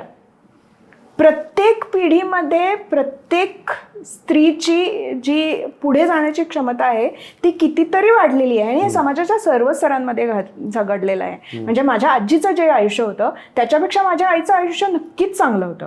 माझ्या आईचं जे आयुष्य होतं त्याच्यापेक्षा माझं आयुष्य नक्कीच चांगलं आहे आणि माझं जे आयुष्य आहे त्याच्यापेक्षा माझ्या मुलीचं आयुष्य हे 100% जास्त चांगलं होणार आहे, ह्यात वादच नाही आहे. त्यामुळे सतत रडणं करवादणं, बघा आमच्यावरती किती अन्याय झाला हो, या ॲटिट्यूडचा मला खरं तर राग येतो. भारताच्या इतिहासामध्ये अनेक बायका आहेत ज्यांना अन्यायाचा सामना करावा लागला आणि त्यांनी तरीही स्वतःचं अस्तित्व ठामपणे कुठेतरी निर्माण केलं. आता अहिल्याबाई होळकर ज्या माझ्या आयडियल आहेत, म्हणजे मला खूप ठिकाणी विचारलं जातं की तुम्ही इतका प्रवास करता, इतक्या राण्यांबद्दल बोलता, तर तुमचं आवडतं व्यक्तिमत्व कोणतं? तर पुण्यश्लोक अहिल्यादेवी होळकर हे माझं सगळ्यात आवडतं व्यक्तिमत्व आहे. कारण त्यांनी काय नाही सोसलं. आजच्या शब्दात सांगायचं तर त्या सिंगल पेरेंट होत्या. त्यांचा नवरा खूप लवकर गेला. एक मुलगा आणि एक मुलगी त्यांनी वाढवलं. त्यांचा मुलगा दुर्दैवाने खूप व्यसनी आणि बदफैली निघाला आणि तो खूप लवकर गेला. त्या बाईने आयुष्यात सुख कधी बघितलंच नाही व्यक्तिगत स्तरावरती.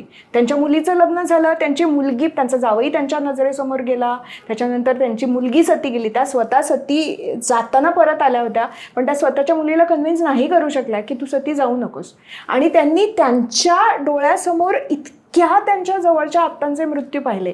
त्यांचे पित्यासारखे असलेले सासरे, त्यांची सासू, त्यांचा नवरा, त्यांचा मुलगा, त्यांची मुलगी, त्यांचा जावई, त्यांचा नातू, सगळ्यांचे मृत्यू त्या बाईने डोळ्यासमोर पाहिले. ती खचली का?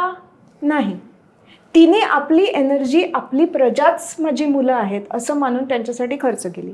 स्वतःच्या वैयक्तिक गरजा कमी करून तिच्याकडे जे पैसे होते, त्यांच्याकडे जे पैसे होते, त्या पैशातनं त्यांनी जे काम उभं केलं पुण्यश्लोक अहिल्यादेवी होळकरांनी, जे आपणही आजही बघतोय. प्रत्येक ठिकाणी त्यांनी धर्मशाळा बांधल्या, मंदिरांचे पुनरुज्जीवन केलं, काशीला केलं, सोमनाथला केलं, अनेक ठिकाणी केलं, घाट बांधले. आणि हे सगळं त्यांनी विक्टिम कार्ड प्ले न करता केलं. ते मला फार महत्त्वाचं वाटतं. म्हणजे मला असं वाटतं की आजकालच्या मुलींना जेव्हा विचारलं जातं की तुमचे आयडियल कोण आहेत, तर त्या सगळ्या हिलरी क्लिंटन वगैरे असं काही सांगतात. पण आपल्या देशातली ही अहिल्यादेवी होळकर हा इतका मोठा जिवंत आदर्श आहे, त्याच्याकडे आपण कधी बघणार आहोत? तर माझी फेमिनिझमची कल्पना ही अशी आहे स्त्रीवादाची. त्याच्यामुळे विक्टिम कार्ड खेळणं हे नाही मला आवडत. दुसरं मला, आणि हे कुणाला फार सुपरफिशियल वाटेल, पण माझ्यावरती ज्या तथाकथित स्त्रीवादी बायका फेसबुकवरच्या जी टीका करतात, त्या टीकेबद्दल मी सांगते की त्यांच्या टीकेमध्ये असं असतं की त्या काय बाबा नटतात, त्या काय बाबा मेकअप करतात वगैरे. पहिली गोष्ट, मी मेकअप माझ्या पैशांनी करते, केला असेल तरी. साड्या मी माझ्या पैशांनी नेसते. मी काही तुमच्या घरी आलेलं नाही आहे की मला अमुक साडी घेऊन द्या म्हणून. त्यामुळे तुमचा याच्यावरती बोलायचा अधिकारच नाही. दुसरी गोष्ट, तुम्हाला स्वतःला अगदी पारोसं कळकट जिंजा पिसारलेलं राहायला आवडत असेल, पण मी का राहावं? मला आवडतं छान दिसायला, मला आवडतं छान राहायला, मला आवडतं माझी पर्सनॅलिटी जास्त चांगली उठून कशी दिसेल हे सांगायला. तर मग तुमच्या याच्यामध्ये बसत नाही, साच्यामध्ये मी बसत नाही म्हणून मी एकदम प्रतिगामी कशी होऊ शकते? माझे विचार मी मांडते, माझे निर्णय मी स्वतः घेते. मला काय करायचं असेल हे सगळं मी स्वतः ठरवते. मी कधी काम करायचं कधी नाही ते मी स्वतः ठरवते. म्हणजे तुमच्या तथाकथित ज्या मुक्त स्त्रीच्या सगळ्या निकषांमध्ये बसवायचं असेल तर मी चपखल बसू शकते, पण मी एका विशिष्ट विचारसरणीची बाजू घेते म्हणून तुम्ही मला प्रतिगामी म्हणताय. हे कसं? तुम्ही जेव्हा म्हणता की प्रत्येक स्त्रीला तिचा निर्णय घ्यायचा हक्क असला पाहिजे, माझे निर्णय घेते ना, मग मी प्रतिगामी कशी? Not that it matters to me, पण हा जो दुटप्पीपणा आहे हे मी सांगते. हे तुमचं व्यक्त होणं किंवा ही तुमची स्पष्टता, ह्यामुळे कदाचित तुम्हाला त्या तुमच्या चांगल्या आव्हानाला लोक पटापटा तुमच्यासोबत येत असतील आणि हा कदाचित गुण तुमचा त्यांना नक्कीच आवडत असेल. ह्या सगळ्या प्रवासामध्ये तुम्ही अहिल्याबाई होळकरांचा उल्लेख केला, हा मला खूप आवडला. म्हणजे खरंच या एपिसोडमधून मला पुण्यश्लोक अहिल्याबाई होळकरांचं कार्य हे खरंच लोकांपर्यंत अजून नाही म्हणावं तसं पोचलेलं आणि अशा छोट्या छोट्या प्रयत्नातून ते पोचलं पाहिजे आणि म्हणून अशा स्त्रियांना आपण सेलिब्रेट केलं पाहिजे. तर छान, थँक्यू त्यांचं नाव तुम्ही घेतल्याबद्दल. आणि मग त्यांचं नाव घेतलं तर मग तिकडचं आपल्याला त्यांनी जो घाट बांधलेला आहे तो आणि तिथल्या साड्या नक्कीच तुम्ही गेले असेल आणि तुम्ही त्या साड्या, कारण की शेफाली वैद्यांच्या सगळ्या गोष्टींमधलं साडी हे एक विशेष तुमचं वैशिष्ट्य आहे असं मला वाटतं. हातमाग आणि हातमाग कामगारांसाठी पण तुम्ही खूप काम केलेलं आहे, मगाशी तुम्ही त्याचा उल्लेख केला. तर साडी आणि प्रवास किंवा साडी आणि प्रवास या दोन्हीचं मिश्रण जर केलं तर ही एक तुमची गरज आहे असं मला वाटतं, किंवा तुम्हाला ती आवड आहे, तुमची ती आवड आहे. आणि साडी म्हणजे फक्त ट्रॅडिशनल क्लोदिंग असं नाही आहे, ते काहीतरी वेगळं आहे तुमच्यासाठी. म्हणून मगाशी तुम्ही त्या 21 वर्षाच्या मुलीच्या प्रश्नाचं तुम्हाला कौतुक वाटलं, कारण ते पुढच्या पुढच्या जनरेशनकडे जात आहे. तर साडी आणि या टेक्स्टाईल याविषयी तुम्ही खूपच बोलू शकता, मला कल्पना आहे. पण ब्रीफमध्ये जर सांगाल तर काय सांगाल तुम्ही? तर आता म्हणलंच तसं ना, माझ्या आयुष्याची एक त्रिसूत्री आहे, ती तीनच सुरू होते, ट्रॅव्हल, टेम्पल्स आणि टेक्स्टाईल्स अशी ती त्रिसूत्री आहे. आणि ती त्याच्यातलं एकही टी जर मिस झालं तर मला त्याचं फार दुःख होतं. आता ह्याच्यातला जो टेक्स्टाईलचा जो प्रवास आहे तो प्रत्येक मुलगी जशी बघते तशा माझ्या आईच्या साड्या बघता बघता त्या प्रवासाची सुरुवात झाली.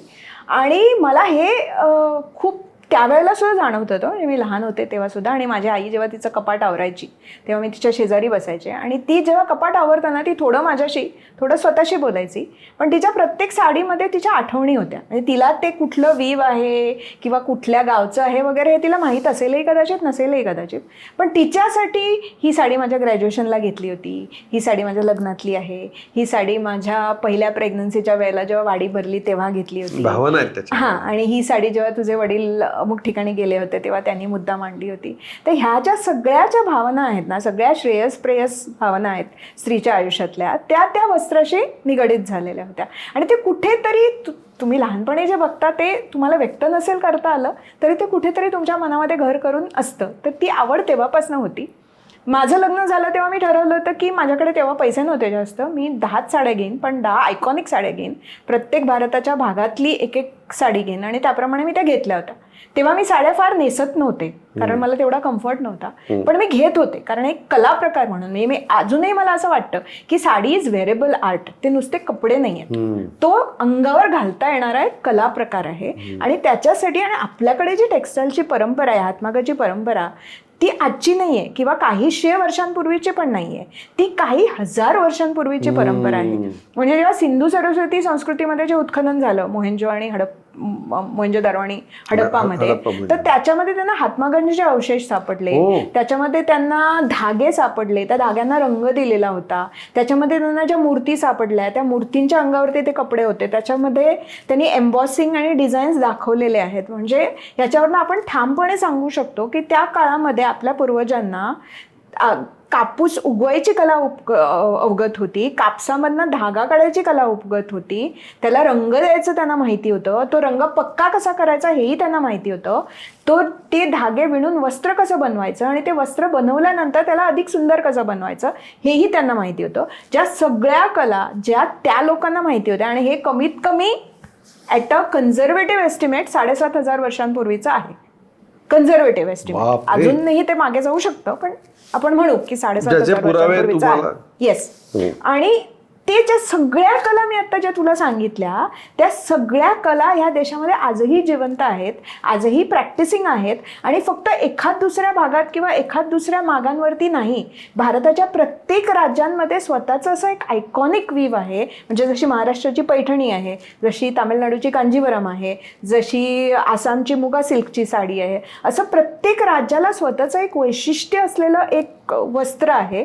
आणि ते वस्त्र इतकी वर्ष झाली, इतक्या राजवटी बदलल्या, इतकी सगळी स्थित्यंतरं झाली, ब्रिटिशांनी जंग पछाडलं, त्यांनी ही पूर्ण इंडस्ट्री नामशेष करण्यासाठी खूप सिस्टमॅटिक प्रयत्न केले, तरी सुद्धा ही जी परंपरा आहे आपल्याकडे हातमागाच्या वस्त्रांवरची ती अजून टिकून राहिलेली आहे. आणि पूर्वी ज्या प्रकारची आणि ज्या केपेबिलिटीची वस्त्र विणली जात होती त्याच केपेबिलिटीची वस्त्र आजही आपले विणकर विणू शकतात जर त्यांना तशी संधी दिली तर. हे मला फार महत्त्वाचं वाटतं, कारण सिव्हिलायझेशनल कंटिन्युटीचा इतका जिवंत पुरावा जगात कुठे नाहीये जो फक्त भारतामध्ये आहे आणि हा जपला पाहिजे. कारण आज आपण जेव्हा म्हणतो की सगळं जग सस्टेनेबिलिटीकडे चाललंय, सगळं जग जेव्हा नॅचरल डाएट्सकडे चाललंय, जास्त चांगल्या प्रॅक्टिसेसकडे चाललंय, तेव्हा त्याचं उत्तर हे मशीन मेड टेक्सटाईल्स हे नाही होऊ शकत. त्याचं उत्तर हे फक्त हातमागावरती विणलेलं नॅचरल धाग्यांनी नॅचरल यार्नपासून बनवलेलं वस्त्र हेच भविष्य आहे. तर ते भविष्य आपल्याकडे ऑलरेडी आहे. आज जगामध्ये जेवढा हातमागावरती जेवढा कपडा निर्माण होतो त्यातला 80% जास्त कपडा हा भारतात विणला जातो. म्हणजे आपला असा एकमेव देश आहे. तुला माहितीये का, भारतामध्ये लास्ट सेन्सस प्रमाणे 35 लाख माग होते. त्याच्यातले किती चालू आहेत किती बंद आहेत ते मला माहिती नाही, पण 35 लाख मागच नाही. त्या 35 लाख मागांवरती आपण धरू की 35 लाख विणकर बसतात, पण त्याचबरोबर त्यांना रंगवणारे लोक लागतात, त्याचबरोबर त्यांना यान तयार करणारे लोक लागतात, त्याचबरोबर त्यांना बाकीच्या गोष्टी जरी तयार करणारे त्याची जी इकोसिस्टम असते ती पूर्ण इकोसिस्टम जर आपण लक्षात घेतली तर शेतीनंतर जे दुसऱ्या क्रमांकाचं एम्प्लॉयमेंट जनरेशन जे होतं ते ह्या वस्त्र उद्योगामधनं होतं. आणि हा वस्त्रोद्योग जास्त बायका चालवतात, गावांमध्ये राहून चालवतात. म्हणजे सगळे आपले जे प्रॉब्लेम्स आहेत, विमेन एम्पॉवरमेंटचा इश्यू म्हणा किंवा अर्बन टू रुरल मायग्रेशनचा इश्यू म्हणा, हे सगळे मुद्दे आपण हा एक उद्योग जर सपोर्ट केला, भरभराटीला आणला, तर त्याच्यातल्या बऱ्याचशा गोष्टी ह्या आपोआप सॉल्व्ह होतील. आणि त्याला मार्केट पण तेवढं आहे. हो, नाही, मला हा खूप महत्वाचा मुद्दा आहे. आणि स्किल हा त्यातला खूप महत्वाचा मुद्दा आहे, जे पिढ्यानपिढ्या ते पुढे जात आहे. आणि दुर्दैवानं आता पुढे नवीन मुलं त्यांची या व्यवसायात येऊ इच्छित नाही. त्यांचा दोष नाहीये, कारण कुठल्याही व्यवसायामध्ये तुम्हाला 2 गोष्टी लागतात, जास्त करून तरुण पिढीला. फक्त पैसा येऊन पण चालत नाही, तुम्हाला पैसाही लागतो आणि प्रेस्टिजही लागते. तर आपल्याकडे भारतामध्ये विणकरांकडे पैसा आणि प्रेस्टिज ही अगदी प्राचीन काळापासून होती. म्हणजे आर्य चाणक्याने जेव्हा आपलं अर्थशास्त्र लिहिलं त्याच्यामध्ये त्याने असं लिहिलंय की विणकरांचे स्वतःचे असे आर्टिझन्स गिल्ड होते, त्याच्यामध्ये त्यांना अधिकार होता की त्यांची वस्त्र ते जे बनवतायत त्या वस्त्रांची किंमत काय ठेवायची, ती कशी विकली जायची, ह्याच्यावरती कंट्रोल त्यांचा होता. हे त्यांनी तेव्हा लिहिलंय. म्हणजे अर्थातच त्यांच्याकडे पैसा होता, त्यांच्याकडे प्रेस्टिजही होती. पुढे इस्लामी राजवटीमध्ये पैसा जास्त झाला उलट, कारण त्या लोकांनाही चांगले कपडे आवडायचे, पण त्यांची ऑटोनॉमी कमी झाली आणि कारखाना सिस्टमकडे गेलं. म्हणजे एकच व्यापारी कितीतरी माग लावायचा आणि तिथे जे विणकर होते त्यांना तो पर डे मजुरी द्यायचा. हे तिथपासून सुरू झालं. त्याच्यामुळे त्यांची ऑटोनॉमी तिथे कुठेतरी कमी झाली, पैसा राहिला, प्रेस्टिज कमी होत झाली. ब्रिटिश काळामध्ये तर ठरवून त्यांनी पैसा आणि प्रेस्टिज ह्या दोन्ही गोष्टीचं खच्चीकरण केलं. कारण त्यांना स्वतःचे त्यांच्याकडचे जे मिल्स होते, जे लँकशायरमध्ये वगैरे जे चालू झाले होते, त्या मिल्सचा जो कपडा होता तो अतिशय स्वस्तात त्यांना भारतामध्ये विकायचा होता. त्याच्यामुळे त्यांनी, आपण हे सगळं इतिहासात वाचलेलं आहे कसं आपल्याला एक्सप्लॉइट केलं गेलं ते. इथले जे शेतकरी होते त्यांना त्यांनी ते ग्रेट इंडियन फॅमिन ज्याला म्हणतो, ते जो भारतातला सगळ्यात भयानक दुष्काळ होता, तो ह्या धोरणांमुळे झाला.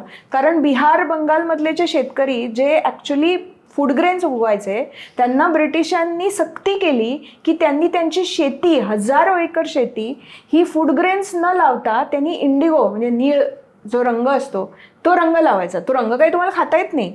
बरं, तो रंग तुम्हाला सगळा जो सरकारने मागेल त्या किमतीला फक्त सरकारला विकायचा. तुमच्याकडे हा अधिकार नाही की तुम्ही ओपन मार्केटमध्ये विकू शकता. त्याच्यामुळे हे जे इकॉनॉमिक एक्सप्लॉयटेशन झालं त्याच्यामुळे एकतर फूड ग्रेनचं उत्पादन कमी झालं, दुसरं क्रयशक्ती कमी झाली, कारण मुळात शेतकऱ्याकडे पैसाच राहिला नाही काही विकत घेण्यासाठी.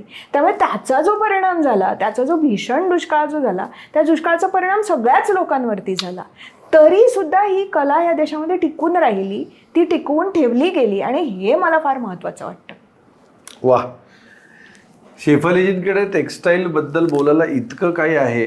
मला एवढंच वाटतं, या आरपारच्या माध्यमातून अनेक स्त्रिया हा एपिसोड आज बघतायत, तर विणकरांकडून विणलेल्या साड्या शक्यतो तुम्ही विकत घ्या, अशा विणकरांपर्यंत पोहोचा. शेफालीजींचे अनेक आर्टिकल्स आहेत आणि आपापल्या शहरामध्ये ज्या आजूबाजूला बघा विणकर कुठे आहेत, आणि या विणकरांना आपण प्रमोट केलं पाहिजे. आणि ही कला आता समृद्ध झाली पाहिजे, पुढची पिढी सुद्धा विणकरांची तशी विणकर आली पाहिजे.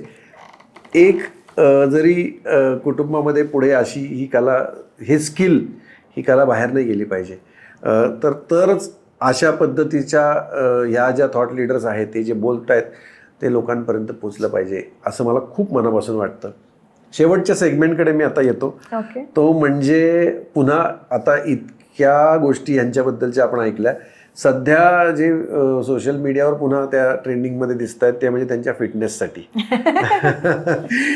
तर फिटनेस तुमच्यासाठी अपीअरन्स आहे का डिसिप्लिन आहे? नाही, एकेकाळी होता अपिअरन्स खरं सांगायचं तर. म्हणजे मी हे काही पहिल्यांदाच केलेला प्रयत्न नाहीये, सायक्लिकल असतो तो माझा.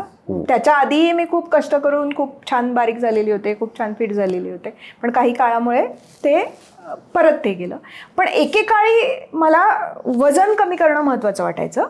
आत्ता अर्थातच तसं नाहीये. आता मी स्केलकडे बघत पण नाही. मला माझ्या दिवसामध्ये मी जे जे काही करते त्या दिवसातल्या माझ्या करण्याला आणि माझ्या एकूण जीवन प्रवासाला जी ऊर्जा लागते ती ऊर्जा मिळावी, आरोग्य चांगलं राहावं, झोप चांगली राहावी आणि बाकीच्या सगळ्या वयपरत्वे ज्या सगळ्या हॉर्मोनल इम्बॅलन्सेस जे सुरू झालेले आहेत ते सगळे बाजूला व्हावेत. त्याला उत्तर खूप सोपं आहे, ते म्हणजे फिटनेस. मी कुठेतरी वाचलं होतं ते की तुम्हाला जर आयुष्यामध्ये तुमच्या बऱ्याच गोष्टी ज्या हुकलेल्या असतील, म्हणजे तुमच्याकडे पैसे नसतील, तुमचं आरोग्य चांगलं नसेल, तुमच्या रिलेशनशिप चांगल्या नसतील, एका खूप डिफिकल्ट फेजमध्ये तुम्ही जात असाल, तर तुम्ही सगळ्यात आधी तुमच्या फिटनेसवरती काम करायला सुरुवात करा. ते एक जागेवर आलं की बाकीच्या बऱ्याचशा गोष्टी या आपोआप जागेवर होतील. आणि हे खरं आहे. असं म्हणतात ना की निरोगी माणसाला खूप गोष्टी हव्या असतात. त्याला पैसा हवा असतो, त्याला प्रसिद्धी हवी असते, त्याला मान मरातब हवा असतो, खूप गोष्टी हव्या असतात. पण ज्याचं फिटनेस नाही आहे, जो रोगी आहे, त्या माणसाला मात्र एकच गोष्ट हवी असते, त्याला त्याचं आरोग्य हवं असतं. आरोग्य हवं असतं. तर ते आरोग्य टिकवून ठेवायचं असेल तर त्याच्यासाठी फिट राहणं महत्वाचं आहे. Prevention is better than cure, म्हणून मी हे करते. आणि आता करताना तुम्हाला कुठेतरी एक म्हणजे प्रत्येक वेळेला जेव्हा मी सुरुवात केली होती नोव्हेंबरमध्ये, तेव्हा मला स्टेअर मास्टरवरती 3-4 मिनिटं पण चालता येत नव्हतं, मला धाप लागायची. माझं वजन तेव्हा 74 किलो होतं, आता ते 68 पर्यंत आलंय. ते अजूनही कमी करायचंय, पण that is not the primary goal. पण आत्ता मी 1 तास स्टेअर मास्टरवरती चालू शकते, मी 100 मजले चढू शकते कंटिन्युअसली. आणि ते करून सुद्धा मला उरलेला वेळ दिवसातला झोपावं असं वाटत नाही. मला माझी कामं असतात ती मी करते, संध्याकाळी एखाद्या सार्वजनिक कार्यक्रमाला जाते, तेवढी ऊर्जा माझ्यामध्ये असते. त्याच्यासाठी फिटनेस महत्त्वाचं आहे. आणि माझं वुमन की बात आहे आणि बायका बघतायत म्हणून हे मला स्पेशली सांगायचं आहे की बऱ्याच वेळेला ना बायका स्वतःकडे लक्ष देत नाहीत, स्वतःच्या आरोग्याकडे लक्ष देत नाहीत. तसं ते देणं महत्त्वाचं असतं. म्हणजे तुमच्या बाकीच्या काहीही जबाबदारी जरी असल्या तरी त्या जबाबदाऱ्या जास्त समर्थपणे पार पाडण्यासाठी म्हणून तरी स्वतःला फिट ठेवणं हे महत्त्वाचं असतं. त्याच्यासाठी तुम्ही काहीही करा. सगळ्यांनाच जिमचा ॲक्सेस असतो असं नाही आहे, नॉट इम्पॉर्टंट. तुम्ही चालायला जा, तुम्ही पळायला जा, तुम्ही घरच्या घरी योगा करा, तुम्ही घरच्या घरी इंटरनेटवरती बघून कॅलिस्थेनिक्स करा किंवा HIIT करा, काहीही करा. पण दिवसाचे अर्धा पाऊण तास तरी स्वतःसाठी काढा, ते फार महत्त्वाचं आहे. शेवटी विमानात जसं सांगतात ना की स्वतःचं मास्क लावल्याशिवाय इतरांना मदत करायची नसते, तसं स्वतःचं आरोग्य छान ठेवल्याशिवाय तुम्ही तुमच्या कुठल्याच कौटुंबिक जबाबदाऱ्या म्हणा, व्यावसायिक जबाबदाऱ्या म्हणा, काहीच पार पाडू शकत नाही. आणि हा प्रवास आहे, तो कधीही पूर्ण होत नाही. तो दररोज करावा लागतो, त्याला सातत्य लागतं, त्याला चिकाटी लागते. पण एकदा त्याची गोडी लागली ना फिटनेसचं, हे असं आहे की मग तुम्हाला म्हणजे त्याच्याशिवाय करवत नाही. माझी मुलं तर मला आता जिम ब्रोच म्हणतात, कारण त्यांनी सकाळी कधी फोन केला तरी मी जिममध्ये असते. आपली जी भारतीय जीवनशैली पूर्वीच्या काळातली जी होती त्याच्यामध्ये नॅचरली फिटनेस कल्चर होतं असं तुम्हाला वाटतं का? नाही, फिटनेस कल्चरपेक्षा तुमचा शारीरिक श्रम फार व्हायचे ना, स्त्री असो किंवा पुरुष असो, सगळ्यांचेच शारीरिक श्रम व्हायचे. आणि जेवण जे होतं तेव्हा इतकं सगळं रिच प्रोसेस्ड फूड आपल्याला अवेलेबल पण नव्हतं ना. सगळं एकतर लोक घरी करायचे. जेवणात गोडधोड हे फक्त सणावाराच्या दिवशी व्हायचं. प्रत्येक दिवशी चॉकलेट्स किंवा प्रत्येक दिवशी काजू कतली, प्रत्येक दिवशी आईस्क्रीम, प्रत्येक विकेंडला आईस्क्रीम, ही पद्धतच नव्हती ना, अवेलेबलच नव्हतं. त्याच्यामुळे कधीतरी दिवाळीला लाडू केले किंवा आणि कधीतरी काहीतरी केलं, पेढे केले, असंच व्हायचं. आत्ता काय होतं आहे, आत्ता आपला शारीरिक श्रम सगळ्यांचेच कमी झालेले आहेत, समाजातल्या सर्व स्तरांच्या लोकांचे. त्याच्यामुळे तुमचं कॅलरी खर्च करणं ऑलरेडी कमी झालेलं आहे, पण तुमचं खाणं वाढलेलं आहे. आणि जे वाढलेलं आहे ते सगळं प्रोसेस झालेलं आहे. कारण अगदी गावागावामध्ये सुद्धा चिप्सचे पॅकेट्स पोचलेले आहेत, गावागावामध्ये सुद्धा चॉकलेट्स पोचलेले आहेत, सगळीकडे. त्यामुळे आपली जीवनशैलीच फार बदललेली आहे. Fitness is not complicated. फिटनेसचा फक्त एकच रूल असतो, तो म्हणजे ईट लेस आणि मूव्ह मोर. खाणं कमी करा, हालचाल वाढवा, बस काहीही करा. तुम्ही जिने चढा, धावा, पळा, जिममध्ये जा, योगा करा, HIIT करा, काही किंवा घरकाम करा, काहीही करा किंवा गार्डनमध्ये खपा, पण हालचाल वाढवा आणि खाणं कमी करा. It's as simple as that. वा वा वा वा. कधीतरी म्हणतात ना की 1 डे और फर्स्ट डे हा फिटनेससाठीचा नियम आहे. तसं त्यांनी ते निवडलं, त्यांनी ते फिटनेस कंटिन्यू केलं. ह्या सगळ्यात आता खरं तर अगदीच शेवटचा प्रश्न मला तुम्हाला विचारायचा, कारण मला आता सुचलं असं वाटतंय की शारीरिक आरोग्य आणि मानसिक आरोग्य याच्यामध्ये पण किती समतोल असायला पाहिजे, विशेषतः स्त्रियांना. नाही, समतोल असतो. मानसिक आरोग्य हे खूपसं शारीरिक आरोग्यावरती निगडीत असतं. म्हणजे गेल्या वर्षी माझी आई गेली तेव्हा मी खूप सैरभैर झाले होते इमोशनली, आणि त्याच्यामुळे मला रात्री झोप लागायची नाही. मला एन्झायटी होती, बऱ्याच गोष्टी होत्या आयुष्यातल्या. ह्या वळणावर मी म्हटलं तसं हॉर्मोनल इम्बॅलन्स होता.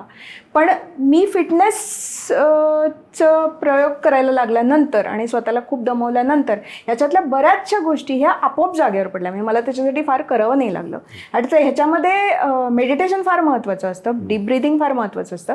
त्याच्यासाठी योग आणि ह्या गोष्टी अत्यंत महत्त्वाच्या आहेत, फिटनेसच्या दृष्टीने पण आणि मानसिक आरोग्याच्या दृष्टीने पण ते आपोआप होतं. तुम्ही जेव्हा स्वतःच्या शरीरावरती लक्ष द्यायला लागलात ना, तेव्हा मनातले बरेचसे प्रॉब्लेम, सगळे नाही, क्लिनिकल डिप्रेशन तुम्ही फिट राहिलात म्हणून जात नाही. जेव्हा योग्य मदत लागेल काउन्सिलरची किंवा डॉक्टरची ती घ्यायलाच पाहिजे. पण सर्वसामान्य व्यक्तीला आयुष्यामध्ये जे प्रॉब्लेम येऊ शकतात वयाच्या वळणावरती, त्याच्यातले 90% तरी प्रॉब्लेम तुम्ही फिट राहिलात तर तुमचं मानसिक आरोग्य हे आपोआप सुधारतं.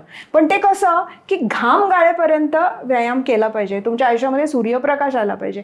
मी खूप आनंद येतो तर मानसिक याच्यावरती बोललास, आणि मी क्लिनिकल डिप्रेशनमध्ये गेलेली आहे म्हणून, आणि तो अत्यंत काळाकुट्ट काळ मी स्वतः अनुभवलेला आहे म्हणून मला त्याचे मार्कर्स आता फार लवकर कळतात. की मला कधी कधी असं वाटतं की मी त्या वाटेने थोडीशी जायला लागले की मी लगेचच कोर्स करेक्ट करते स्वतःला. आणि त्याच्यासाठी जनरली माझं नेचर असं आहे की मी प्रत्येक गोष्ट खूप खोलवर जाऊन समजून घेते. त्यामुळे मी आनंद आणि मानसिक स्वास्थ्य या विषयावरती खूप वाचन करते. मी अजूनही खूप वाचन करते. आपल्या शास्त्रामध्ये काय म्हटलंय त्याचंही वाचन करते, आणि आधुनिक मानसशास्त्रामध्ये काय म्हटलंय त्याचंही वाचन करते.